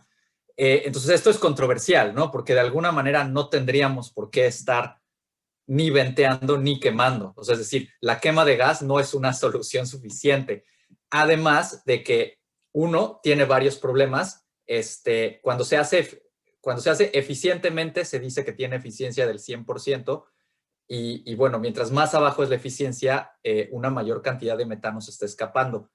El problema además es que la quema de gas, en adición al metano que se logra escapar, va acompañada de estos que se llaman compuestos por combustión incompleta. Y estos compuestos son los que son altamente tóxicos a la salud y son precursores, por ejemplo, de ozono. Entonces también afectan la calidad del aire. Entonces, eso en cuanto a tratar de dar una explicación un poco más detallada de la quema de gas y el tema de la eficiencia. Emilio preguntaba sobre las externalidades. Creo que es un tema importantísimo. O sea, estos cálculos no las están considerando. Entonces, si empezamos a añadir los impactos o costos sociales, esta pérdida, por ejemplo, de 4,000 millones de pesos sería significativamente mayor, ¿no? O sea, esto nada más está convirtiendo con el precio promedio del gas al día de hoy, cuál es esa pérdida del gas que se está escapando. Preguntaban por ahí sobre las fugas de gas en la Ciudad de México y las fuentes. Algo que hemos visto, o sea, por supuesto que las fugas de gas en las ciudades son un tema importante porque están más cerca de la población, entonces, o sea, incluso son un tema digo, puede tener impactos importantes como explosiones. Lo que vemos es que mucho antes en la cadena de suministro, sobre todo, por ejemplo, en los pozos petroleros o en las instalaciones en las zonas de producción es donde tenemos la mayor cantidad de fugas o emisiones. En muchos casos esto es tan simple como que se está en tierra produciendo petróleo y el gas es nada más venteado a la atmósfera sin ningún intento de control. En otros casos, por ejemplo, hemos visto hemos tomado videos donde hay tanques de almacenamiento muy viejos, donde no ha habido ningún tipo de mantenimiento, y entonces hay corrosión y hay hoyos. Y entonces por estos hoyos también se escapa las emisiones de metano. Hemos visto casos donde los tanques de almacenamiento tienen una compuerta hasta arriba y la compuerta se deja abierta, ¿no? Entonces, hasta que no llega algún otro operador y ve que la compuerta está abierta y la cierra, se controlan estas fugas. Pero entonces la historia también es que lo que hemos encontrado es que en la mayoría de los casos estas soluciones son muy sencillas, se tienen las tecnologías para controlar las emisiones, o sea, no hay que inventar nada nuevo aquí. Y en muchos casos, ligándolo con la pregunta del costo o el monto aproximado, la mayoría de estas soluciones son costo efectivas. ¿Por qué? Porque el gas que no se está venteando o escapando a la atmósfera es gas que se puede utilizar como combustible. Entonces, por eso es importante, por ejemplo, señalar que incluso dentro del mismo sector hidrocarburos se está comprando mucho gas para procesos industriales de calentamiento o incluso de generación, o sea, como combustible. Entonces, el mismo sector hidrocarburos podría utilizar este gas que está emitiendo, que está contaminando, que está incrementando el calentamiento global, como su propio combustible, en vez de tener que seguir comprando gas, ¿no? O sea, y eso también lo podemos ver a nivel nacional con el incremento en las importaciones de gas. Entonces, podría dar este uso. En muchos de estos procesos que permiten utilizar el combustible, justo porque se está utilizando en lugar de comprarlo, aunque se necesita una inversión inicial, se termina recolectando o recuperando el dinero invertido. Entonces se considera que la reducción de las emisiones prácticamente se logra a un costo neto de 0 pesos o de prácticamente 0 pesos. Y sí, el otro tema interesante es, la CEA ya publicó las regulaciones, la implementación se ha desplazado en el tiempo, como se mencionaba, por esta petición de Pemex, y también en algún momento se mencionaba incluso el COVID, ¿no? Como una necesidad. O sea, creo que lo que es muy claro es que la emergencia climática no va a esperar y que estas regulaciones en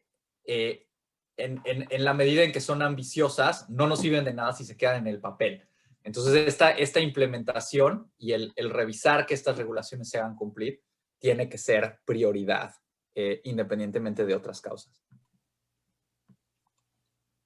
Listo, muchísimas gracias, Daniel. Tengo algunas preguntas para Pablo, concretamente. Luis Morales, ¿qué respuesta daría a los argumentos del gobierno de que sí están contemplando las energías renovables en el nuevo plan presentado? Por ejemplo, convenios con Francia para energía geotérmica, hidroeléctricas, eficiencia en combustión e infraestructura, etcétera. Emilio Godoy, el gobierno argumenta que con la adaptación metodológica México sí cumplirá con la meta del 22%, ¿eso es factible? Verónica Méndez, si podrías explicar a qué se debe que la NDC del 2015 señalaba que la reducción de emisiones no condicionadas al 2030 sería de 1.110 megatoneladas de dióxido de carbono equivalente, y la de NDC de 2020 indica que la reducción sería de 210 para ese año. Nelson Arismendi, ¿qué se piensa hacer con la nueva iniciativa de la ley energética que limita las renovables e impulsa el uso del combustóleo y carbón? ¿Cómo se vería contra nuestros compromisos? ¿Qué se piensa hacer ante una iniciativa que viola la ley de transición energética y el compromiso de París? ¿Y qué se piensa hacer al respecto para eliminar dicha iniciativa y retomar el rumbo? Por favor, Pablo. Muchas gracias, Margarita. Pues me voy con la primera.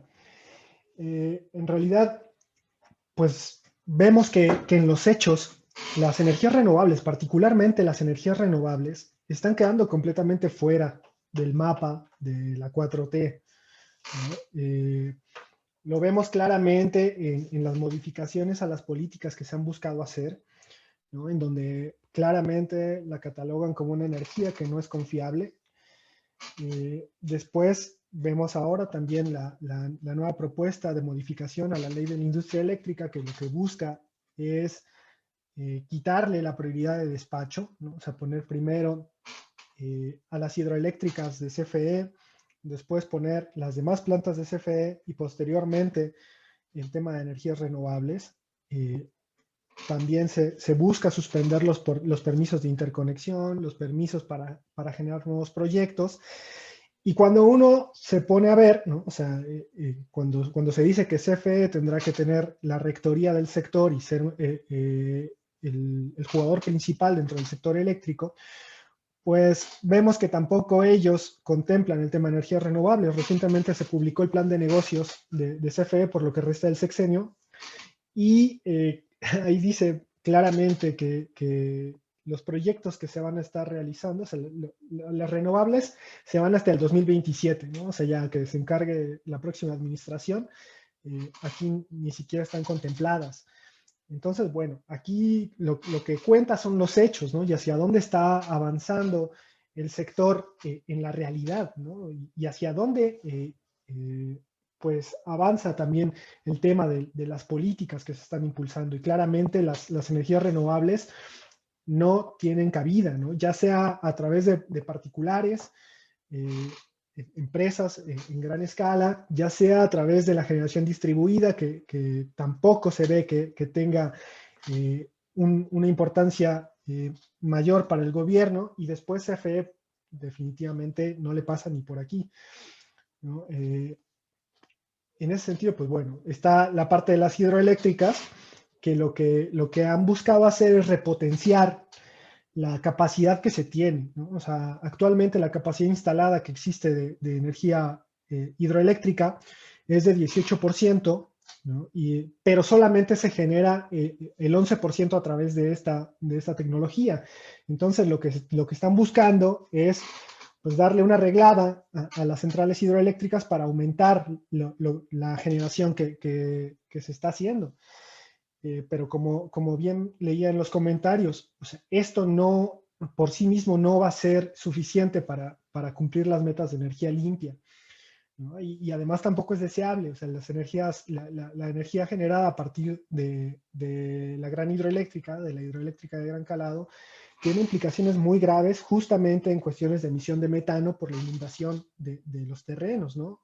Ya no hablemos del tema de desplazamiento de comunidades, ni de la afectación de ecosistemas por la creación de los embalses y otro tipo de afectaciones que hacen que en ninguna parte del mundo, en ninguna parte, la energía hidroeléctrica se cuente como parte de las energías limpias, ¿no? O sea, basta decir que también México es el único país que no tiene metas de energías renovables, sino metas de energías limpias. Y esto lo hace muy tramposo. O sea, dentro de las energías limpias tenemos la energía nuclear, que pues si bien en la generación, en el proceso de generación eléctrica no emite CO2, tiene un proceso que es sumamente sucio, ¿no? Y los residuos son muy peligrosos y el manejo en nuestro país no es el mejor, ¿no? Aquí está Emilio Godoy, que también sabe bastante del tema. Y otro tipo de tecnologías, ¿no? Entonces, en ese sentido, pues no. Los hechos nos muestran que las energías renovables e incluso las energías limpias, pues no están formando parte del panorama. Lo que sí es preocupante es que se está buscando limpiar a las energías que no son limpias, ¿no? A través de la modificación de cómo se van a otorgar el reglamento de los certificados de energía limpia y demás, pues lo que se está buscando es que las energías que no son limpias se cuenten como limpias. Y ahí pues creo que se vincula a la siguiente pregunta, que si es que con la modificación metodológica pues México podrá cumplir el 22%. Pues aquí el tema también es un tema complejo, porque hablamos de un tema de transparencia en cómo se hacen este tipo de cálculos y qué es lo que se está reportando, ¿no? Entonces, en ese sentido, si lo que no es limpio se limpia a través de plumazos, ¿no? En el escritorio, si a través de este tipo de modificaciones, como bien se mostraba antes, de repente de tener emisiones muy elevadas solamente por la forma en que se contabilizan, se bajan a la mitad, pues bueno, resulta verdaderamente problemático. O sea, eso podría ser factible, sí, o sea, podría ser factible, pero verdaderamente sería una aberración, ¿no? El hecho de que a través de estos instrumentos de mitigación de escritorio se cumpliera el 22% de meta, ¿no? Posteriormente, no sé si Verónica Méndez podría elaborar la pregunta, porque no sé si ella se refiere al total de emisiones que se contemplan en todos los sectores, si se refiere a la parte del sector eléctrico, porque como bien mencionaban ahí, si uno ve ambas políticas, ¿no? Las metas que se están estableciendo, la varianza entre el total de emisiones que se tendrán que reducir en 2015 y en 2020 es alrededor del 2%, no tiene mayor variación. Donde sí vemos que hay variación es en los diferentes sectores. O sea, por ejemplo, la parte de agricultura y ganadería, antes se consideraba unas emisiones súper reducidas, ahora están aumentando y así va variando por sector, ¿no? En ese sentido, pues también con solamente, lo peligroso aquí es que con solamente un cambio metodológico en cómo se están contabilizando las emisiones, pues podrán estar más cerca o más lejos del cumplimiento de las metas, ¿no? Y eso es algo que no podría suceder. Respecto a la iniciativa de la ley de la industria eléctrica, pues bueno, ya hay varias organizaciones que hemos encaminado estrategias de litigio, pues para frenar el avance sobre todo de los combustibles fósiles, ¿no? Lo que nos preocupa aquí es que la acción climática en nuestro país ha sido insuficiente siempre, ¿no? Pero acá lo peligroso que estamos viendo es que con estas modificaciones políticas vamos a regresar 10 años en el tiempo y lo que se va a estar discutiendo es si las energías renovables sirven o no sirven, ¿no? Esto verdaderamente es grave.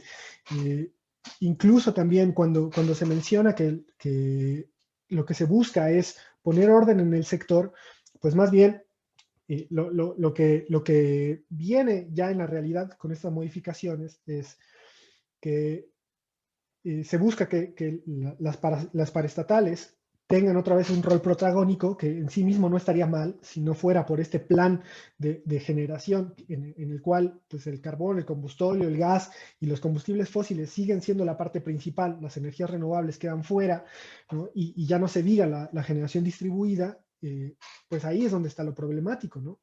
Y en ese aspecto también las reformas entienden, o sea, como privados, para ellos es lo mismo prácticamente Total, Repsol, EDF, ¿no? Energy de France, que es la paraestatal de Francia, que la generación distribuida, ¿no? Y las personas que están generando electricidad con sus paneles, que también están consideradas como no confiables y que se van a limitar los permisos a través de atribuciones a CENACE para determinar geográficamente dónde se puede conectar y dónde no se pueden conectar este tipo de sistemas, ¿no? Entonces, bueno, se encaminó ya una estrategia legal justo bajo los argumentos de violaciones a los derechos humanos, de medio ambiente sano y de salud, y lo que busca es catalizar la acción climática, ¿no? O sea, buscar que nuestro país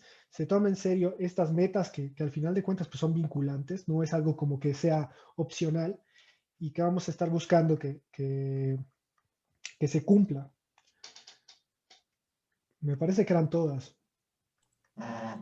Sí, muchas gracias, Pablo. Y bueno, Víctor me dice que se tiene que retirar. Había 2 preguntas para él, pero bueno, tenemos, no sé si alguien quisiera hacer un comentario final.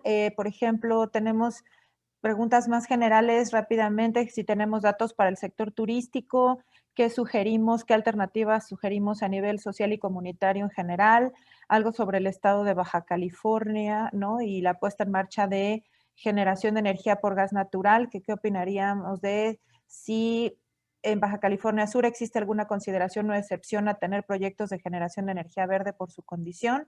Y Ricardo Canales sugiere al equipo, al grupo, a todos los participantes, empezar a trabajar en un documento de recomendaciones y diseñar una estrategia de comunicación del mismo. Entonces, si alguno de los ponentes quiere hacer un comentario final, y yo nada más diría que les recuerdo que en la página del SEMDA, www.semda.org, encontrarán las presentaciones, la grabación en un rato más y adelante si alguien quiere decir algo. Bueno, creo que gracias. Creo que tengo oportunidad de atender estas dos preguntas que me hicieron llegar. Y la primera que se refiere al tema del gas natural que se está implementando en flotillas de transporte colectivo, básicamente. Es un tema que puede generar mucho ruido, pero el gran tema o uno de los enfoques que sí es necesario mencionar, el gas termina siendo un falso paradigma. ¿En qué sentido? Este discurso de que de alguna manera te ayuda a reducir contaminantes porque así se vende desde el lobby de la industria de transporte, termina siendo falso. ¿En qué contexto? O sea, de entrada, esta es una acción que beneficia tal cual al gremio y a los grupos de transportistas. Es decir, pues si yo destinaba, por dar una cifra muy general, 20 pesos por un litro de diésel, estoy poniendo un caso práctico nada más, y ahora solamente le voy a destinar 10 pesos al gas, pues bueno, realmente la rentabilidad va dirigida solamente al transportista, que le permite con la misma, bueno, con cierto porcentaje de energía seguir moviendo la demanda que todos los días y mueve básicamente, y pues, prácticamente eso se traduce en una ganancia hacia el sector transportista, con el hecho de que justo los combustibles fósiles cada día están teniendo un mayor precio. Entonces, realmente, esto termina siendo un paradigma. Sí que bueno que hay transportes a gas natural, de alguna manera es bueno, si lo quieren ver, pero desde ese enfoque, o sea, termina siendo en beneficio al sector de concesionarios básicamente, y no desde un efecto o una vista global. Pues bueno, realmente ya se mencionó con anterioridad, el tema del gas termina siendo un precursor de ozono. O sea, entonces realmente cuando nosotros hablamos de emisiones y contaminantes, hay que tener claro que hay una serie de contaminantes y hay una serie de gases de efecto invernadero. El gas de alguna manera minimiza algunos aspectos, pero de entrada, reitero, es un precursor de ozono. Ese no tendría que ser el camino. Y esto lo ligo justo con la segunda pregunta que me hicieron llegar, que si la tendencia tendría que ser migrar hacia vehículos eléctricos o a vehículos híbridos. Bueno, de entrada, lo que mencionaba al inicio es prácticamente la tendencia, es que la motorización o los desplazamientos siguen dependiendo de este tipo de vehículos, y ese no es el camino. O sea, no se trata de sustituir vehículos dependientes de combustibles fósiles y cambiarlos por vehículos eléctricos. O sea, la política o las acciones tienen que estar orientadas a crear ciudades humanas donde tú te puedas desplazar para atender tus necesidades básicas como atenciones médicas, educación, cuestiones laborales, sin depender del automóvil particular. Pero aquí ya no solamente tiene que ver con una política de transporte, sino realmente tiene que ver con una política de planeación territorial, de desarrollo como tal, donde pues tú tengas estos necesidades primarias y básicas, básicamente no a 2 horas, ¿no? O sea, hoy sabemos que prácticamente muchas personas destinan hasta 2 horas para poder llegar a su trabajo, cuando lo ideal sería que pues, no le destinaras más de 30 minutos o que incluso pudieras llegar caminando. Y de repente dijera, bueno, eso no es posible. Bueno, la realidad es que en otros países y en otras ciudades ya está ocurriendo. Y ese es el camino que tendría que ocurrir, ¿no? Entonces, reitero, más como para resumir, por un lado, la apuesta no es hacer una sustitución de vehículos, sino realmente lograr una reducción de vehículos como tal, ¿no? Y bueno, reitero, el falso paradigma de que el gas es la solución en el transporte colectivo, pues la verdad es que no. Tenemos que apostar sobre estándares cada vez más eficientes y más exigentes, donde la industria realmente se tiene que comprometer a desarrollar tecnologías que ya existen, y simplemente es que tienen que quitar el freno para que realmente estos productos y estos vehículos eficientes con tecnologías amigables dentro de lo que hay con el medio ambiente, pues puedan empezar a operar. Gracias. Muchísimas gracias, Víctor. ¿Alguno de nuestros ponentes quiere cerrar con algún comentario?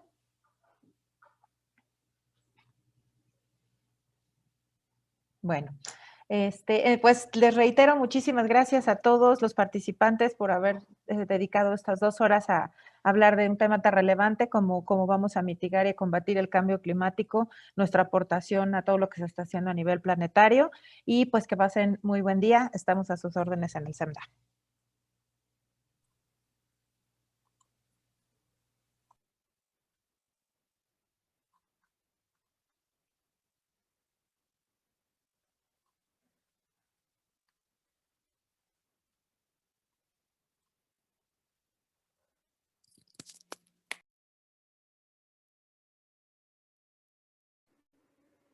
Gracias. Saludos desde Baja California Sur.